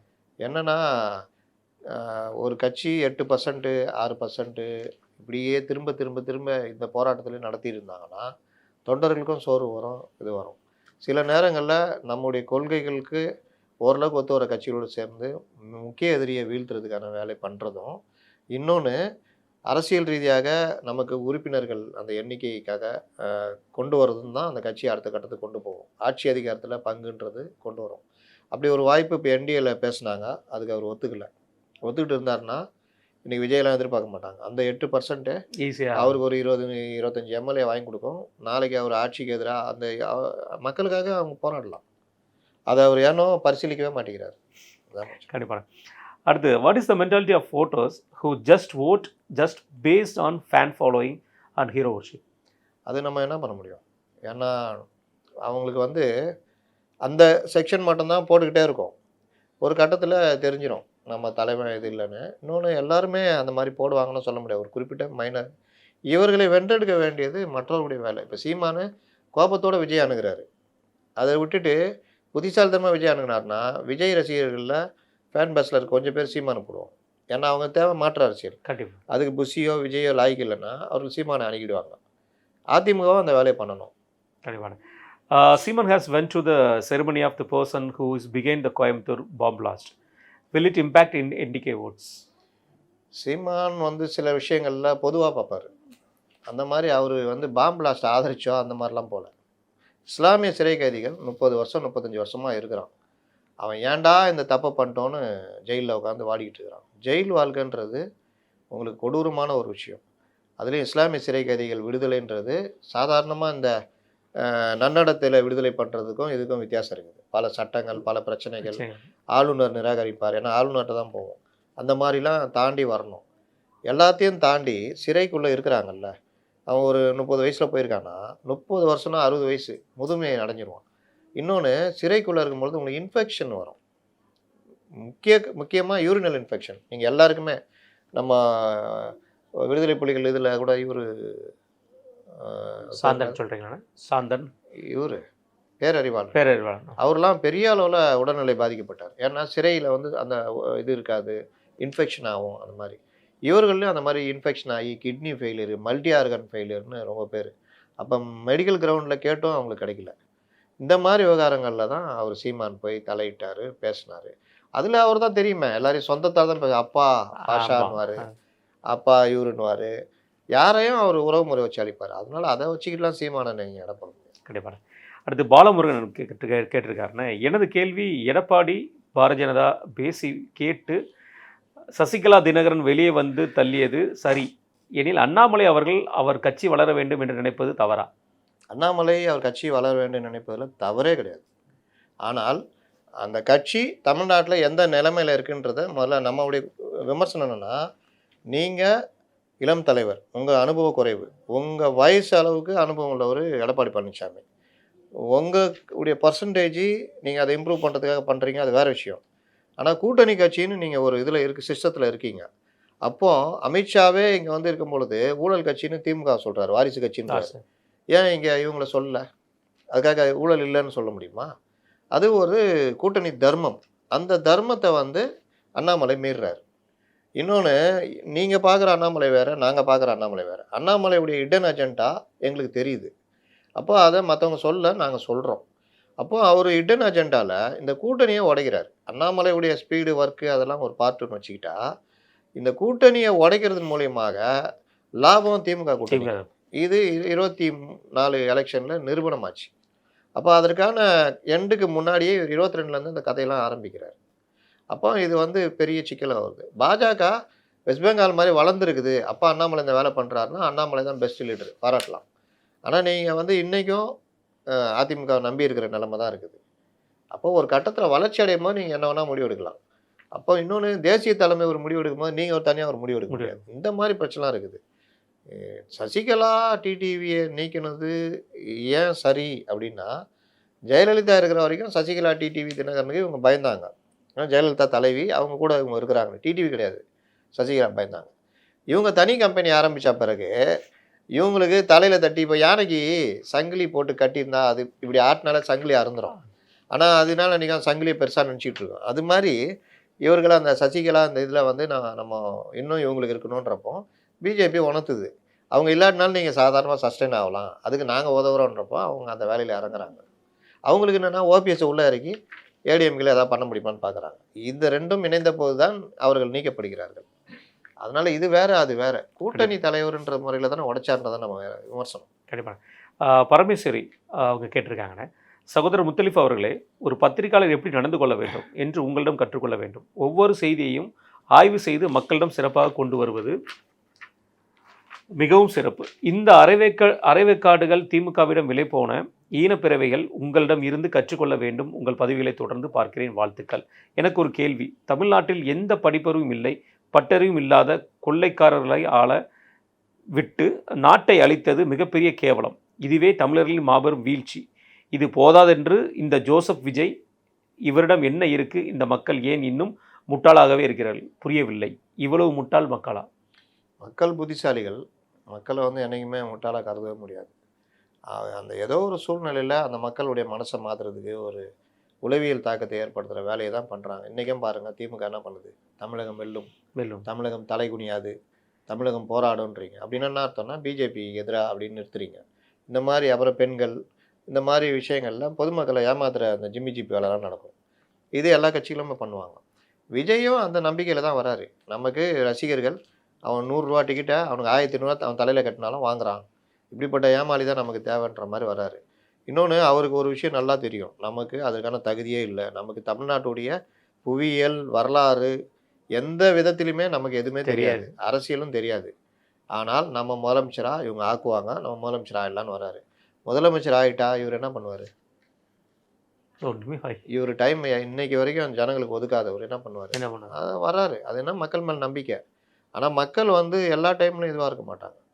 அப்படி இருந்திருந்தால் 91 to 96 ஜெயலலிதா 96 கடுமையாக வீழ்த்தப்பட்டிருக்க மாட்டாங்க. கலைஞர் 76 77 வீழ்த்தப்பட்டிருக்க மாட்டார். பல ஆட்சிகள் காணாமல் போயிருக்கு. அதுக்கெல்லாம் வந்து 2011 எடுத்துங்க, பல உதாரணங்களை சொல்லலாம். அதனால் அது மக்கள் என்றைக்குமே புத்திசாலிகள் தான், சில நேரம் ஏமாறுவார்கள், அவ்வளோதான். கண்டிப்பான. இது வந்து ராமசந்தானம் சொல்லிட்டு அவங்க கேட்டிருக்காங்க. ராமர்கள் ஆண்ட பொழுது நான் 5ஆம் வகுப்பு படித்திருந்தேன். என் அப்பா சொல்வார். நீங்கள் சொல்லும் பொழுது எனக்கு என் அப்பா ஞாபகம் வந்து விட்டது முத்தலிப் சார். ஒரு பர்சனலாக இதாக இருக்காரு. அதான் அந்த இது சொன்னோம், ராமகிருஷ்ண. ஆமாம். இது ராஜநாயர் அப்படிங்கிற ஒருத்தர் கேட்டிருக்காரு. நான் பார்க்கும் நேர்மையான உடவியலாளர் திரு லத்தீஃப் அவர்கள், நான் உங்கள் ரசிகன் அப்படிங்கிற வார்த்தையை மென்ஷன் பண்ணியிருக்காரு. அப்புறம் இதுவும் பேர் இல்லாத ஒருத்தர் தான் டேண்டிங்கிற ஒரு விஷயம் பேசுகிறார். சபரிமலை வாசன் அருளால் அனைத்து நலன்களும் பெற வாழ்த்துக்கள் சகோதரர் வீரமணி அவர்களுக்கு. நாம் எப்படியாவது இந்த ஆட்சியை அகற்ற வேண்டும் என்பதில் உறுதியாக இருப்போம். சகோதரர் முத்தலிஃப் அவர்களுக்கும் நீங்கள் நாகரிகமாக மக்கள் நல்ல கருத்தை புரியும்படி சொல்கிறீர்கள், வணக்கம், வாழ்த்துக்கள்ங்கிற விஷயம் சொல்லியிருக்காரு. வாழ்த்துக்கள்ண்ணா, தேங்க்ஸ்ண்ணா. அப்புறம் வந்து கணேச சிதம்பரம் அப்படிங்கிற ஒரு ஒருத்தர் சொல்லியிருக்காரு. சூப்பர் முத்தலிஃப் சார், வணக்கம், அருமையான விளக்கம், சூப்பர் சார், தங்களுக்கு தலை வணங்குகிறேன். இபிஎஸ் ஐயா முதல்வர் ஆகணும், 2026 தமிழக வெற்றி கழகம், தமிழக வெற்றி முதல்வர் ஆவார்கள், சூப்பர், வாழ்த்துக்கள் அனைவருக்கும் அப்படிங்கிற வார்த்தையை சொல்லியிருக்காரு. அப்புறம் இன்னொருத்தர் வந்து ராம்சேவ், நல்ல ஸ்பீச் பண்ணுறீங்க அப்படிங்கிறத சொல்லியிருக்காப்புல. கங்கா அப்படிங்கிறவர் சொல்லியிருக்காங்க. நான் அரசியல் ஆர்வத்தில் நிறைய விஷயங்களை படித்து பார்த்தும் கேட்டு மறிந்து கொண்டிருக்கிறேன். இருந்தாலும் நான் இதுவரை தெரிந்து கொள்ளாத முடியாத ஒரே ஒரு தகவல், கருணாநிதி எம்ஜிஆரின் காலில் விழுந்ததால் முதல்வர் ஆனார் என்பது நன்கு அறிவேன். ஆனால் கருணாநிதி திமுக தலைவராக எப்படி ஆனார் என்பது குறித்து தகவல் மட்டும் இதுவரை கிடைக்கப்பெறவில்லை. அந்த நிகழ்வை குறிப்பிட வேண்டும் முத்தலிஃப் அவர்களே. ஃபஸ்ட்டு கருணாநிதி எம்ஜிஆர் காலில் விழுந்ததுனால ஆகலை, அவர் ஒரு தலைவர். ஆமாம், 2 பேரும் நண்பர்கள். எம்ஜிஆரை ஏதோ ஒரு வகையில் அவர் ஒப்புக்கொள்ள வச்சு அந்த போட்டியில் எம்ஜிஆருடைய உதவியோடு அவர் முதலமைச்சர் ஆனார். இங்கே இந்த முதலமைச்சர் ஆகும் பொழுது பொதுச் செயலாளர் பதவி தான் பெரிய பதவி. பொதுச் செயலாளர் நெடுஞ்செழியன், அவர் தான் முதலமைச்சர் ஆகிருக்கணும். ஆனால் அவர் வந்து இந்த மாதிரி தொடர்பு இல்லாத அறிவார்ந்து வந்தவர். மற்றபடி கீழே தொண்டர்கள்டையோ பெரிய அளவுலலாம் இது கிடையாது. அப்போ அவர் வந்து நான் தான் முதல்வர் ஆகணும்னு சொல்கிறப்போ இவர் இப்படி எம்எல்ஏக்கள் துணையோட எம்ஜிஆருடைய இதனால வந்துடுறாரு. அவரை போய் பேசுகிறாங்க, நான் வர முடியாது, நீங்களே பண்ணிட்டு போங்கன்றார். அப்புறம் கெஞ்சி கூத்தாடி நீங்கள் அமைச்சரவையில் சேரணுன்றாங்க. அப்போது அவர் ஒத்துக்கல. மறுபடியும் லாஸ்ட்டில் பேச்சுவார்த்தை நடத்தி நீங்கள் வந்து பொதுச் செயலாளராகவே தொடருங்க. அப்போ பெரிய பதவி, பொதுச் செயலாளர் பதவி. நான் இந்த ஒன்றும் இல்லாத தலைவர் பதவியில் நான் வந்துடுறேன். அப்போ வரைக்கும் தலைவர் பதவி பெரியாருக்காக வச்சுருந்தாங்க அண்ணா. அதில் நான் வந்துடுறேன், முதலமைச்சராக நான் இருந்துக்கிறேன், இப்படி சொல்லி வந்தார். வந்த கொஞ்ச நாள்லேயே எம்ஜிஆரை 72 கட்சியை விட்டு வெளியில் அனுப்புகிறாங்க. 71 தேர்தல் சந்திக்கிறாங்க, மீண்டும் முதல்வர் ஆகிறாரு. அதோ பெரிய மிருக பலம் 184 தொகுதி. சீட். அதனால் அந்த இதில் வந்து எம்ஜிஆரை 72 வெளியேற்றுறாரு கலைஞர். அப்போ கூட இருந்து என்னை இவனை முதலமைச்சராக பண்ணியா, உன்னையும் நான் வெளியேற்றுறேன் பாருன்னு பண்ணவர் நெடுஞ்செழியன் ஒரு ஆள். அப்போது நெடுஞ்செழியன் வந்து பொதுச் செயலாளர், கலைஞர் வந்து தலைவர், பொருளாளர் வந்து எம்ஜிஆர் நீக்கணும்னா சாதிக் பாட்சான்ற நேர்மையாளர் இருக்கார். கொஞ்ச நாள் பொறுத்து நெடுஞ்செழியனும் வெளியே அமைச்சிடுறாரு இவர். இதில் என்னென்னா, கலைஞர் தான் முதல்வர், அவருக்கு தான் கட்சின்றது அப்போ தான் ஆரம்பிக்குது. கலைஞர் கையில் கட்சி முழுமையாக அவர் கையில் வந்துடுது. எல்லாருமே இருந்தவங்க எல்லாத்தையும் வெளியே அனுப்புறதுலாம் இருக்குது. நாஞ்சில் மாநகர் வந்தார், அவரும் போயிடுறாரு. அப்போது கலைஞர்கிட்ட தான் கட்சின்றப்போ, கலைஞர் தான் பவர்ன்றப்போ, அவர் தலைவராக இருக்கார்ல, அந்த பதவி பவர் ஆகிடுது. ஏன்னா பொதுச் செயலாளர்னு இன்னொருத்தரை கொண்டு வர்றாரு. யாரை? பேராசிரியர். வாழ்நாள் முழுவதும் நம்பர் 2 இருக்கார், இனமான பேராசிரியர். அவர் வந்து அவருடைய பொறுப்பை வந்து இது பண்ண, அவரை தான் முறைச்சிருந்தா அவரும் தூக்கி போட்டிருப்பாங்க. அவர் ஒத்து போனதுனால அப்படியே ஓடுது. இத்தனையும் சீனியர் அவர், கலைஞர் திருமணத்தையே அவர் நடத்தி வச்சவர். கலைஞர் வந்து மாணவராக இருக்கும்போது அவரை கூப்பிட்டு கூட்டெல்லாம் போட்டிருக்காரு. அதில் 2 ரூபா பாக்கின்னு கூட சொல்லியிருந்தார். அப்போது அந்த பேராசிரியர் பொதுச் செயலாளராக ரப்பர் ஸ்டாப் மாதிரி ஆனோன்னா, கலைஞர் தான் எல்லாமே ஆனோன்னா, அந்த தலைவர் பதவி தான் பெரிய பதவின்ற மாதிரி திமுகவில் ஆயிடுச்சு. இது அப்படி இப்படியே வரும்போது இப்போ ஸ்டாலின் வந்து தலைவராக உட்கார்றாரு. ஸ்டாலினை சுற்றி தான் திமுகன்றப்போ அந்த தலைவர் பதவி வெயிட்டாக இருக்குது. துரைமுருகன் ஒன்றும் இல்லாமல் இருக்கார். அடுத்து உதயநிதி வரப்போகிறாரு, தலைவர் பதவி வெயிட்டாக இருக்க போகுது. அன்றைக்கி யாராவது நம்பர் 2 அங்கே வருவாங்க. இப்படி தான் மாறிப்போச்சு. கண்டிப்பாக. இதுக்கு அடுத்து மகாதேவன் அவர் கேட்டிருக்காருண்ணே, how did you get this MGR, அவரை பற்றின நாலேஜ் உங்களுக்கு எந்த அளவுக்கு கிடைச்சிருக்கு, என்ன காரணம் கேட்டிருக்காரு? அதுதான் முன்னாடி சொன்னேன், அதே அதுக்கு தான் படித்தது கேட்டது அந்த மாதிரி தான். கண்டிப்பாண்ணே. அடுத்தது சந்தோஷ் வெனிஸ்னு சொல்லி ஒருத்தர் கேட்டிருக்காரு, முத்தலிஃப் பத்திரிக்கையாளரே குத்தகைக்கு எடுத்துக்கிட்டீங்களா? உங்களை கேட்டிருக்காருங்க, என்ன கேட்கல. சரிண்ணே. அடுத்தது கணேஷ் பாபு அவர்களுக்கும் அந்த பர்சனல் சம்மந்தப்பட்ட விஷயங்கள்ண்ணே. திருவேங்கடம், சகோதரர் முத்தலிஃப் அவர்களின் பேச்சு கருத்துக்கள் மிகவும் நன்றாக உள்ளது. ஆனால் அவரின் ஒவ்வொரு பேட்டியிலும் அண்ணாமலை அவர்களை பற்றி குற்றம் கூறுவதை வாடிக்கையாக இருப்பது தெரிகிறது. அதை தவிர்க்கலாமே.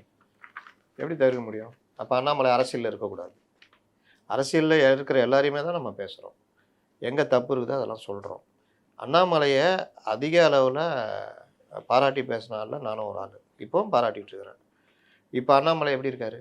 இப்போ அவரையும் சொல்லுங்கள். நேற்று கூட நம்ம பாராட்டி, நேற்று வரைக்கும் அண்ணாமலை டிடிவியும் ஓபிஎஸ்ஸையும் வச்சுக்கிட்டு அவருடைய ஆர்மியை வச்சுக்கிட்டு உள்கலாட்டம் பண்ணியிருந்தார்.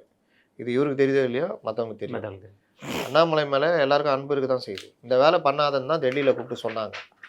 நீங்கள் தானே டிடிவி இது பண்ணீங்களே, டிடிவி கூப்பிட்டுவாங்கன்னு சொன்னாங்க. இவர் பண்ணவர் அவர் வந்து இப்போ டிஎம்கே ஆதரவாதுன்னு போயிட்டு இப்போ இவர் அண்ணாமலை கையிலேயே கண்ட்ரோலில் இல்லை. அண்ணாமலை என்ன சொல்லிட்டாங்க, இனி உங்களுடைய ஒர்க் இப்படி இருக்கணும். அதனால தான் நேற்று நயினார் நாகேந்திரன் நானும் அண்ணாமலை இனிமேல் ஆட்டத்தை பாருங்கன்றாங்க. ஆனால் இதுவும் நிரந்தரமாக இருக்குமா இல்லை எனக்கு தெரியாது. அண்ணாமலை பாஜகவுடைய டெல்லி தலைமையை ஏற்று நடக்கணுன்றது தான் எங்களுடைய இது. அவர் அப்படி நடக்காமல் அவர் தனியாக நடந்தாருன்னா விமர்சனம் வரதான் செய்யும். மற்றபடி அவரை நம்ம வேற எந்த விமர்சனம் வைக்கலையே, அவர் மேலே இருக்க விமர்சனம் அதுதான். தமிழரசிங்கிறவங்க கேட்டிருக்காங்கண்ணே, முத்தலிஃப் சார் நீங்கள் சொல்கிற எல்லா விஷயத்துலையும் நான் அக்ரி பண்ணுறேன். உங்கள் நேர்மை ரொம்ப பிடிச்சிருக்கு. டிஎம்கே ஆட்சி வரக்கூடாது, உங்கள் ஸ்பீச் நிறைய பேருக்கு ரீச் ஆகணும். ஸோ இன்னும் மெயின் சேனலில் ட்ரை பண்ணலாமா? மெயின் சேனல் ட்ரை பண்ணால் மெயின் சேனல் தான் கூப்பிடணும். நான் தான் சொல்லிட்டேன், டிபேட்டுக்கு வரமாட்டேங்க. வேறு இந்த காலையில் பேட்டி எடுப்பாங்க, அதெல்லாம் அதுக்கு எடுக்கிறவங்களாம் நம்ம நண்பர்கள் தான். ஆனால் அவர்கள் நம்மளை எதிரியாக பார்த்தா நம்ம தான் பண்ணணும். கண்டிப்பாக.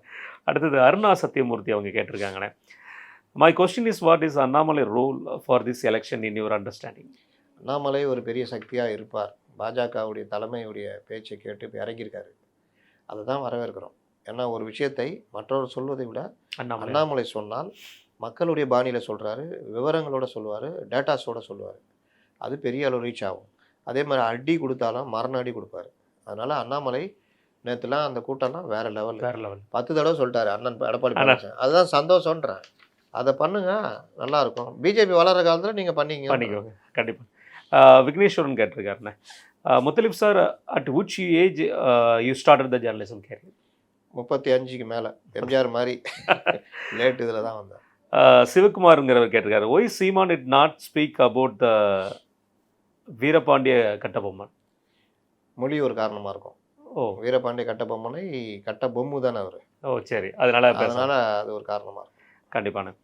அடுத்தது கோ ஆப்னு சொல்லி ஒருத்தர் பேசுகிறார், நீங்கள் இருவரும் சேர்ந்து பேசுவது அருமை சார். ஒரு சாதாரண மீனவன் முத்தலிப் சார், நீங்கள் நீண்ட ஆண்டு காலம் வாழணும் அப்படிங்கிற ஒரு வாழ்த்து தெரிவிச்சிருக்காரு.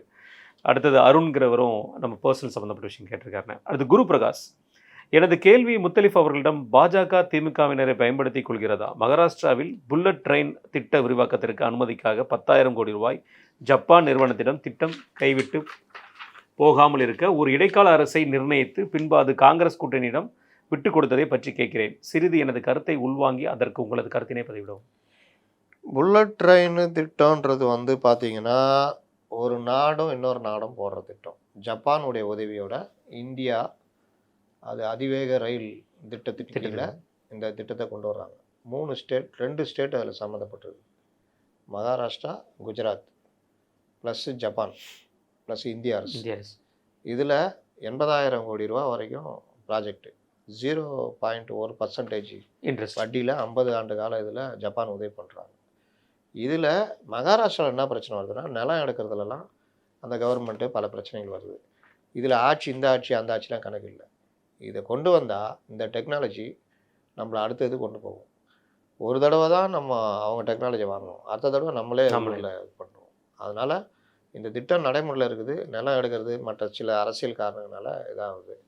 இதில் வந்து திமுகவை பாஜக பயன்படுத்துகிற ஒன்றும் புரியல எனக்கு. திமுக வந்து எதுலேயுமே சேர்க்க முடியாது.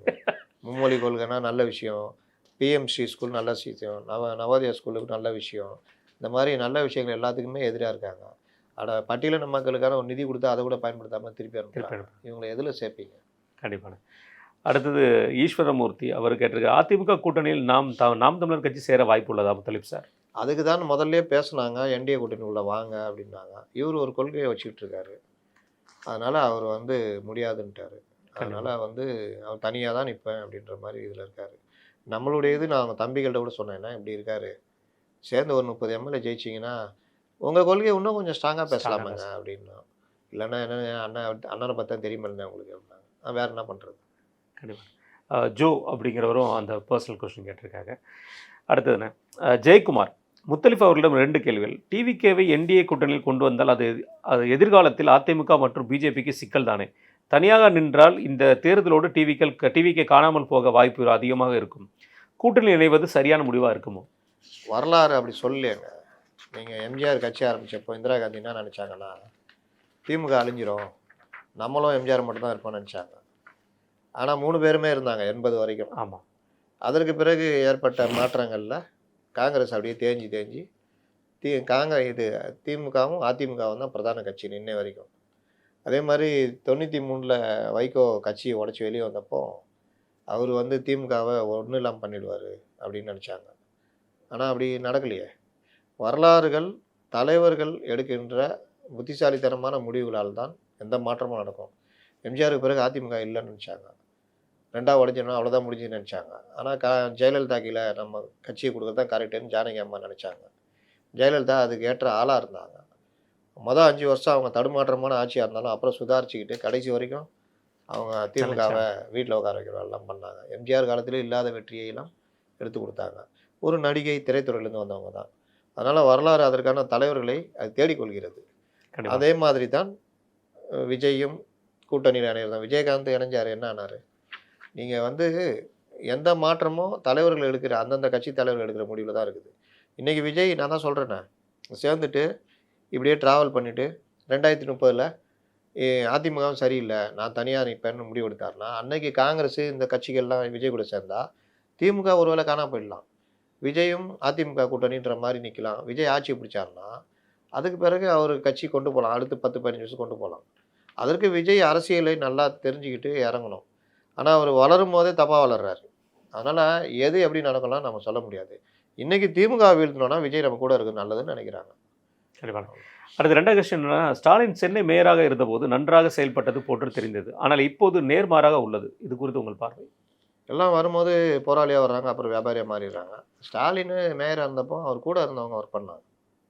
அவரும் கொஞ்சம் ஆர்வமாக ஃபஸ்ட் டைம் மேயர் வந்து வார்டாக போய் கூட்டம்லாம் போட்டார். நானே போய் எங்கள் டைவி சார்பாக வார்டு இதெல்லாம் கொடுத்துருக்கோம். அப்போ ஒரு இந்த கண்ணாடி போட்டிருப்பார், இந்த வெறும் தூர பார்வை இது படிக்கிறதுக்கு மட்டும் ஒரு கண்ணாடி இருக்குது தெரியுமா, சின்னதாக போட்டிருப்பார். அதை எங்கள் மூக்கில் இப்படி இப்படி போட்டு வச்சுக்க கேள்விலாம் கேட்டார். சொன்னோம் எங்கள் பகுதி இதெல்லாம், அது நிறைவேறல வச்சுக்கலாம். ஆனால் வந்து கூட்டமாக அட்டன் பண்ணியிருந்தார். சில வேலைகள் அது கலைஞர் கீழே இருக்கிற மேயர், சென்னை மேயர் அப்படி பார்க்கணும் நீங்கள். அதனால் வேலைகள் நடந்தது, பாலங்கள் கட்டினாங்க, அதெல்லாம் நடந்தது. ஒரு உள்ளாட்சித்துறை அமைச்சராக இருக்கும் பொழுதும் நல்ல வேலைகள்லாம் பண்ணார். அதற்கு ஒரு ஐஏஎஸ் அதிகாரி ஸ்பெஷலாக கலைஞர் போட்டார். அவர் தான் அந்த வேலையெல்லாம் பார்த்தார். அதனால் அவரை மறுபடியும் இப்போ ஆலோசகராக கூப்பிட்டு அவரை அவமானப்படுத்தி அது பண்ணி இப்போ மறுபடியும் கூப்பிட்டுருக்காங்க. அது என்ன ஆச்சுன்னு தெரியல. அதனால் அந்த மாதிரி இதுதான் காரணமே தவிர, அப்படின்னா நீங்கள் சொல்கிறபடி இருந்தால் இன்றைக்கி வேறு மாதிரி இருந்திருக்கணும். ஆனால் இன்றைக்கி அவர் அதிகாரிகள் கையில் விட்டுட்டு வேடிக்கை பார்த்துட்டு இருக்கார். மணிசேகரன் அவரும் சரி, அக்ரோபன் அவரும் அந்த பர்சனல் கேள்விகள் அதை தவிர்த்து போனேன். அடுத்து ராகுல் சர்மா அவங்க கேட்டிருக்காரு, முத்தலிஃப் அண்ணா அவர்களுக்கு என்னுடைய 2 கேள்விகள். இந்த தேர்தலில் 4 முனை போட்டியில் எந்த கட்சிக்கு மிகப்பெரிய சவால் இருக்கும் அண்ணா? நாம் தமிழர் கட்சியை மக்கள் புரிந்து கொள்ளவில்லையா, அல்லது சீமான் அண்ணன் அவர்கள் மக்களை அணுகுமுறையில் மாற்ற வேண்டுமா? அணுகுமுறையில் மாற்ற வேண்டும். மக்கள் புரிஞ்சுக்கிறது புரியாதெல்லாம் வந்து ஓரளவுக்கு தேர்தல் வெற்றியும் சேர்ந்து தான் இது பண்ணும். எப்படி திடீர்னு டிஎம்சி வந்துட்டு மூப்பனார் பெரிய தலைவர் மாதிரி ஏன் 40 எம்எல்ஏ ஜெயிச்சாங்க, அதனால் வச்சு கொண்டாடுறாங்க அந்த கட்சி. இது பாமக 2006 பெரிய கட்சியாக இருந்ததுல்ல, அன்றைக்கி அந்த கட்சிக்கு எவ்வளோ மரியாதை. நல்லா அந்த ப்ரெஸ் மீட்லாம் அட்டன் பண்ணுறீங்க, அப்படி இருந்துருக்குது. அப்போ அதெல்லாம் காரணம் ஓரளவுக்கு தேர்தல் வெற்றியும் நம்ம கொள்கையும் இருக்கணும். நீங்கள் இது இல்லாமல் இருந்தீங்கன்னா மரியாதை இருக்காது. 15 சீட்டு 57ல், 50 சீட்டு 62ல், 129 சீட்டு 67ல்.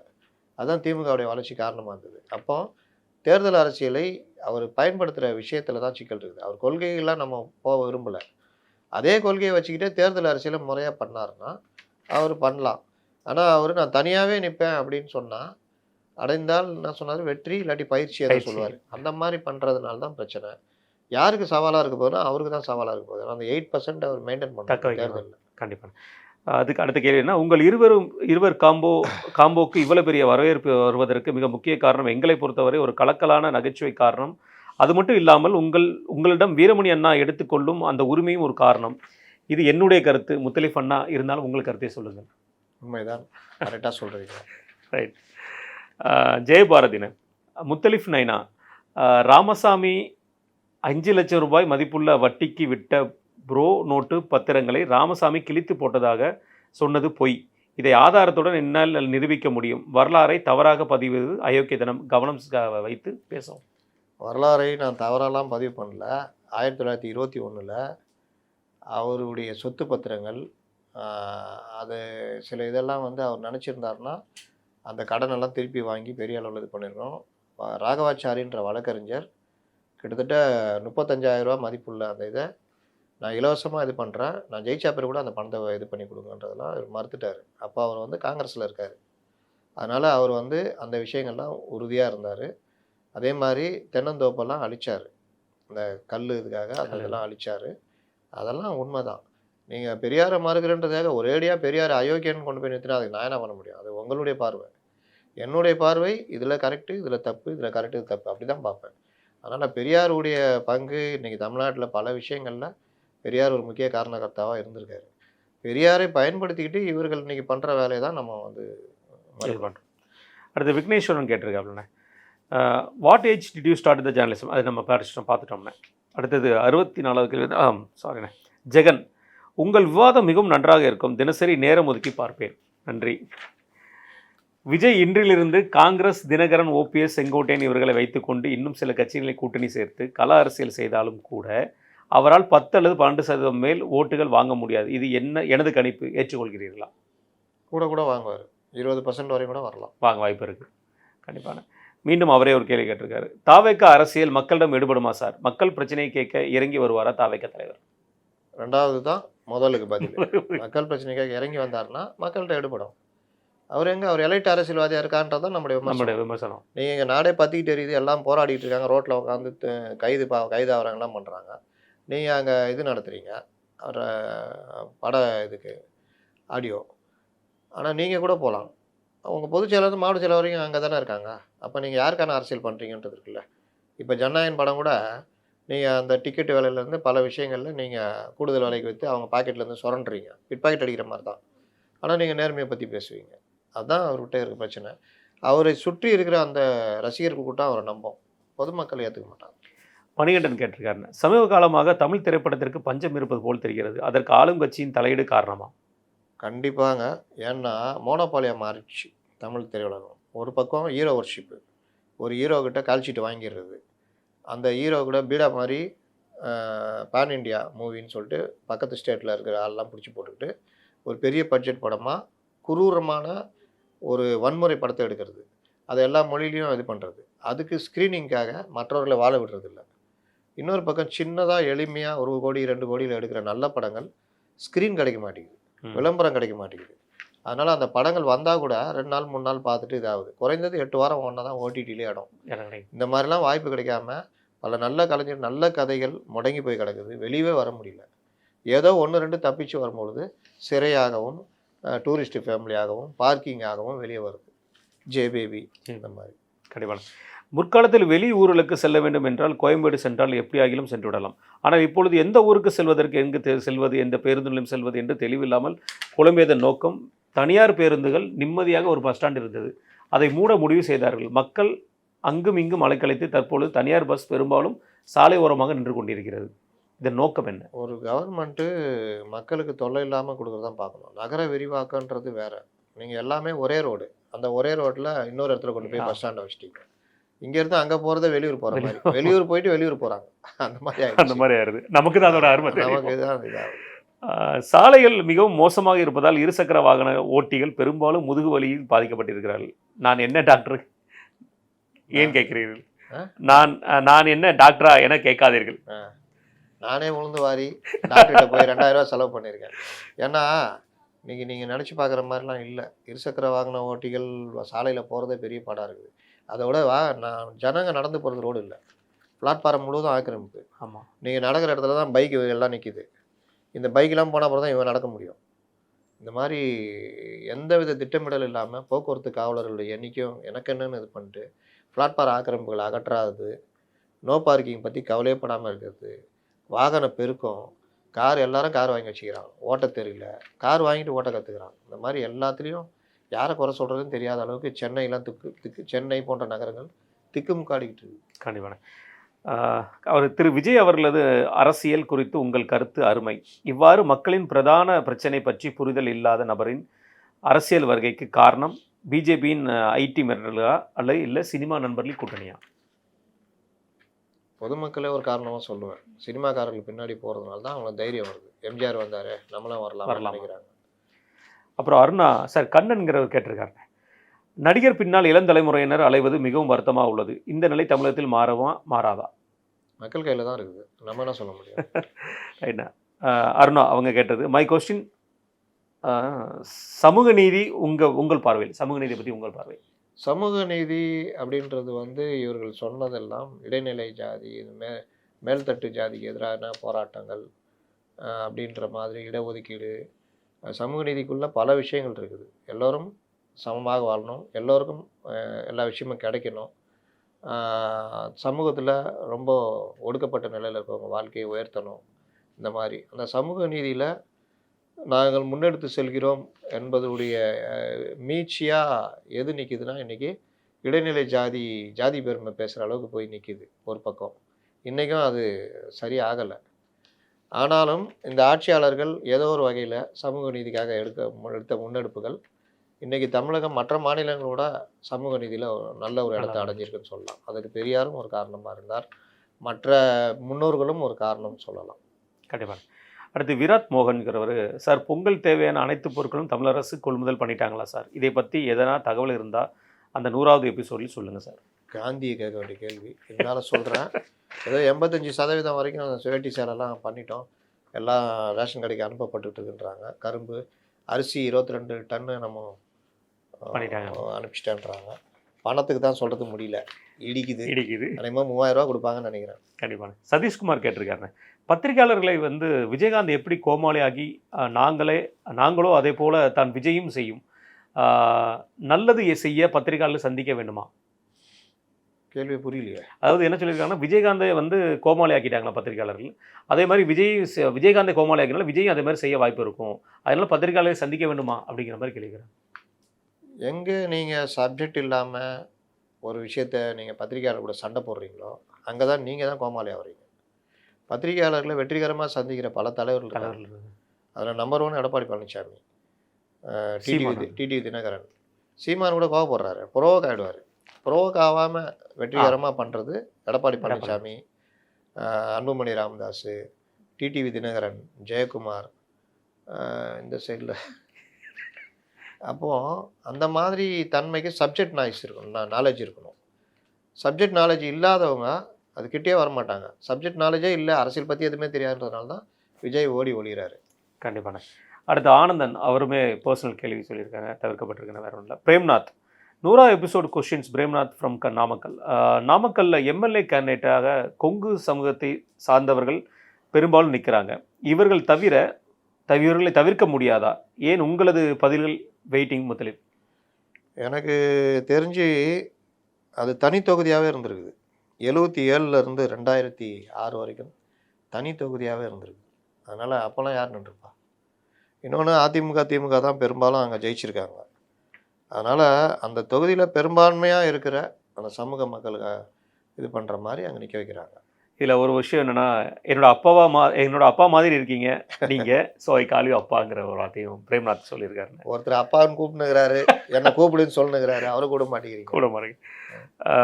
இந்த அன்பு முகம் மீண்டும். எனது பெயர் அன்பரசு, நான் சேலம் மாவட்டம். திரு அப்துல் முத்தலிப் அண்ணன் அவர்களுக்கு வணக்கம். நிறைய அரசியல் கேள்வியில் உள்ளது, ஆனால் எனக்கு ஒரு கேள்வி என்னவென்றால், பத்திரிகை துறைக்கு வரும் புதியவர்கள் ஒரு செய்தியை எப்படி அணுகி அதை சற்றும் பிறளாமல் மக்களிடம் சேர்ப்பது மற்றும் ஊடகத்தின் அறம் எது என்று விளக்கமாக சொல்லுங்கள். புதியவர்கள் ஏற்கனவே இருக்கும் அனைவருக்கும் பயனுள்ளதாக இருக்கும். நன்றி முத்தலிப் அண்ணா. இது ஒரு பெரிய இது என்னன்னா, ஃபஸ்ட்டு நீங்கள் இன்றைக்கி பத்திரிகை துறைன்றது தனிநபர் சார்ந்த விஷயம் கிடையாது. முன்ன ஒரு அமைப்பே நல்லா இருந்தது. இன்றைக்கி மேலேருந்து கீழே வரைக்கும் கவர்மெண்ட்டுக்கு பயப்படுறது, இல்லை ஆதாயங்களுக்காக மாற்றுறதுன்றது. டிபேட்டை இன்றைக்கி கூட 50 வரை போட்டிருப்பாங்க ஒரு ட்வீட்டு. டிபேட்டு பார்த்தீங்கன்னா நேற்று எனக்கு என்னன்னு இருக்கும். ஆமாம், மக்கள் பிரச்சனை வேறு, ரோட்டில் போராடிட்டு இருக்கிறாங்க. அப்போ பத்திரிகை சார்ந்தவர்கள் கூடிய வரையிலும் நமக்கு கிடைக்கிற குறைந்தபட்ச அதிகாரத்தில் செய்தியாளர்கள் மற்றவர்கள் மக்களுடைய பிரச்சனைகளை பதிய வைக்கிறதுக்கு ட்ரை பண்ணணும். அதை ஏதாவது ஒரு வகையில் பதிய வைக்கிறதுக்கு பார்க்கணும். ரெண்டாவது, இந்த ஒவ்வொரு விஷயத்துலையும் நீங்கள் எக்ஸ்பர்ட் ஆகிறதுக்கு ட்ரை பண்ணணும். இது என்ன இருக்குது, என்ன பிரச்சனை, நீங்கள் ஒரு பீட்டு கொடுத்தாங்கன்னா அந்த பீட்டில் எக்ஸ்பர்ட் ஆக ட்ரை பண்ணணும். அதில் ஜனங்களுக்கு புரிகிற மாதிரி விஷயங்களை எடுக்கணும், கொடுக்கணும். ஆர்டிஐ போட்டு அதில் டீட்டெயில் எடுத்து அதை எதாவது பண்ண முடியுமா பார்க்கணும். சோர்ஸை இது வைக்கணும். எல்லார்ட்டையும் நட்பாக பழகணும். எல்லாருக்கிட்டேருந்து கூட தகவல் கிடைக்கும். யார்கிட்ட வேணாலும் கிடைக்காது, கிடைக்காம போகாது, எல்லார்ட்டேருந்து கிடைக்கும். அதனால் அதிகம் படிக்கணும், சர்ச் பண்ணிக்கிட்டே இருக்கணும், அப்டேட் ஆகிட்டே இருக்கணும். இது எல்லாம் ஒரு பத்திரிகையாளருக்கு இது எல்லாருக்கும் தான், பத்திரிகையாளருக்கு கொஞ்சம் கூடுதலாக தான். கண்டிப்பாக. மோகன் துரைசாமி அப்படி கேட்டிருக்காரு. அவர் வணக்கம் முதல்வர் சார், நீங்கள் தற்போது உள்ள அரசியல் சூழலை விளக்கிறீர்கள். தாவகாவை மக்கள் நல கூட்டணி தான் என்று கூறுகிறீர்கள். தாவகாவிற்கு இன்னும் சில கட்சிகள் கூட்டணிக்கு வந்தால் நிலைமை மாறுமா? அப்போதும் என்டிஏ கூட்டணி வெற்றி பெற வாய்ப்புள்ளதா? இவர் ஸ்பாய்லர்னு சொன்னோம்ல, அதான் நடக்க போகுது. என்டிஏ கூட்டணிக்கு ஒரு மக்கள் நல கூட்டணி 2.0 உதவ போகிறார். ஏன்னா இன்னும் சில கட்சிகள்லாம் யார் வர போகிறார்? ட்ரம்ப்பாக வர போகிறார். ஓபிஎஸும் டிடிவியும் வந்தால் தான் உண்டு. அதானே. அடுத்து சேவ் பை கூப்பன் சொல்லிட்டு ஒருத்தர், actors from TN sir crocodile tears for Palestine people, Palestinian people. Why no one from TN raised voice for Hindu genocide in Bangladesh? Why no Muslim from India stood for them when people here say that we live like elder, younger our brothers? அதாவது இங்கே இருக்கிற அரசியல் கட்சிகள், இஸ்லாமிய இயக்கங்கள், இவர்கள் பாஜக எதிர்ப்பதாக காண்பித்துக் கொள்பவர்கள் இந்த மாதிரி பிரச்சனைக்கு பேசுவாங்க. நீங்கள் பாகிஸ்தான் இந்தியா இப்போ நடந்த வாரில் கூட கொன்றவர்கள் பாகிஸ்தானின்னு சொல்ல முடியுமாலாம் பார்லிமெண்ட்டில் காங்கிரஸில் கேள்வியில் கேட்டாங்க. இதுதான் நிலைமை. அதே நேரம் பங்களாதேஷில் நடக்கிற விஷயமும் எல்லோரும் கண்டிக்க தான் செய்கிறாங்க. அது இவர்கள் பெருசாக எடுத்து இங்கே போராட்டமாக நடத்தாமல் போகிறோம். இன்னொரு விஷயம் என்னென்னா, நேஷனல் மீடியாவில் பல இடங்களில் இது கண்டிக்கப்படுது. ஆனால் நம்ம லோக்கல் மீடியாவில் இது போடுறது, இங்கே இது தலைகீழ இருக்கிற போடுறதில்ல. அடுத்தது செந்தில்னு அவர் கேட்டிருக்காரு. அவர் சேலமா, அதிமுக திமுகவிற்கு மாற்று களத்தில் உருவாகாமல் போக காரணம் என்ன? மாற்றாக ஆரம்பத்தில் பிரமாதமாக செயல்பட்ட கட்சிகள் பின் மட்டுப்படுத்தப்பட்டு போனதன் உதாரணம் நாம் தமிழர், மதிமுக, கம்யூனிஸ்ட், தேமுதிக. இது காரணம் என்னன்னு கேட்டிருக்காங்க. கம்யூனிஸ்டுகள் வந்து 64 ரெண்டாக பிளவுபடுறாங்க. இன்னொன்று மாகாணங்கள் பிரிந்த பொழுது பெரும்பாலானது கேரளா, ஆந்திரா பிரிஞ்சிடுது. ஆந்திராவில் நக்சலைட் இதுன்னு தனியாக பிரியுது. இந்த மாதிரி அவர்களுக்குள்ளே கொள்கை முரண்பாடுகள், பொது நோக்கத்தை விட்டு விலகிறது. இன்னொன்று மக்களுக்கு சார்ந்த உணர்ச்சிகரமான விஷயங்களில் அவர்கள் ஈடுபட மாட்டார்கள். வர்க்க போராட்டம் அதுன்னு. இங்கே திமுக வந்து நடிகர்கள் எல்லாரையும் அணைச்சிக்கிட்டு உணர்ச்சி மிகுந்த போராட்டங்கள், மொழி, மற்ற விஷயங்கள்னு போகிறதுனால இங்கே திமுகவுடைய டாமினேஷனால் இடதுசாரிகள் இங்கே ஒன்றும் இல்லாமல் போனாங்க.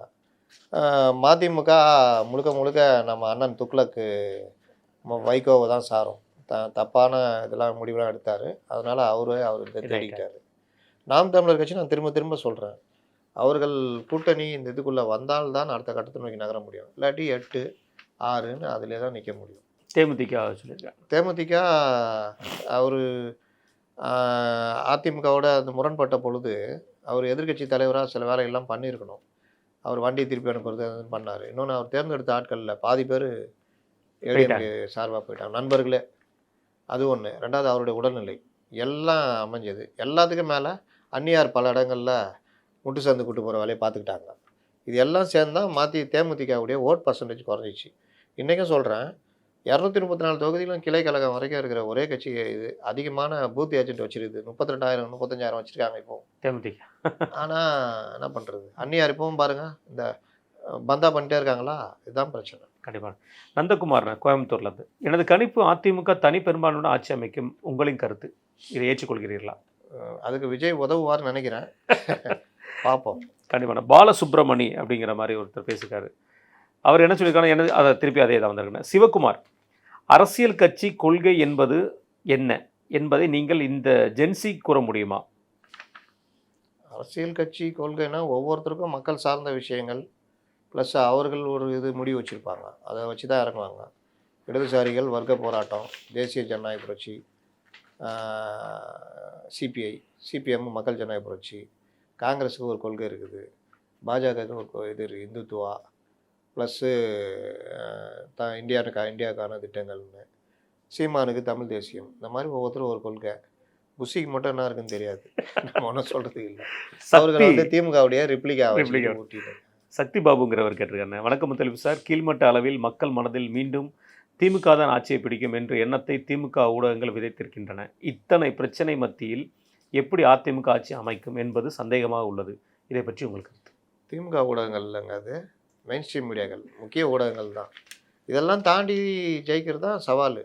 இன்றைக்கும் அதிமுக வந்து அந்த விஷயத்தில் பின்தங்கி தான் இருக்காங்க. பல விஷயங்களை கையில் எடுக்கணும், அதை கையில் எடுக்கலை. பிரச்சார யுக்தியை மாற்றணும். வெறுமனே எடப்பாடி பழனிசாமி மட்டும் போய் பண்ணிட்டு இருக்க முடியாது. ஐடி விங்கே மற்றதெல்லாம் ஒர்க் பண்ணணும். மக்கள்கிட்ட ஒரு நம்பிக்கையை விதைக்கணும். இது எதுவுமே அவங்க வந்து இன்னும் ஆரம்பிக்க கூட இல்லை. இதெல்லாம் பண்ணால் தான் வெற்றி. கண்டிப்பாக. அடுத்தது தமிழ் ஓவியன், இவருமே இந்த பர்சனல் கேள்வி நான் வாய்ப்பு பண்ணேன். சூரியநாராயணன், அப்துல் அண்ணா, இந்த பாசிச பாயசம் கலந்த கட்சி தேராது. இது ஏற்கனவே நமக்கு பேசின ஒரு விஷயம் தானே. நீட் வேண்டாம், கவர்னர் வேண்டாம் என்று அதே பாரியில் சொல்கிறாங்க. அப்படியே இவங்க திமுக ரிப்ளிகா அந்த விஷயத்தை அப்படியே போட்டிருக்காரு. அடுத்தது விஜயகுமார்னு, முத்தலிஃப் அண்ணா, நீங்கள் அரசியல் பேசுவது தெளிவாக உள்ளது, நன்றாக புரிகிறது. பாமக அன்புமணி இடம் உள்ளதாக, ஐயா ராமதாஸ் இடம் உள்ளதாக, அப்பா மகன் இருவரும் ஒன்று சேர்ந்து அதிமுக இடம் வருவார்களா? வாய்ப்புகள் உள்ளதா?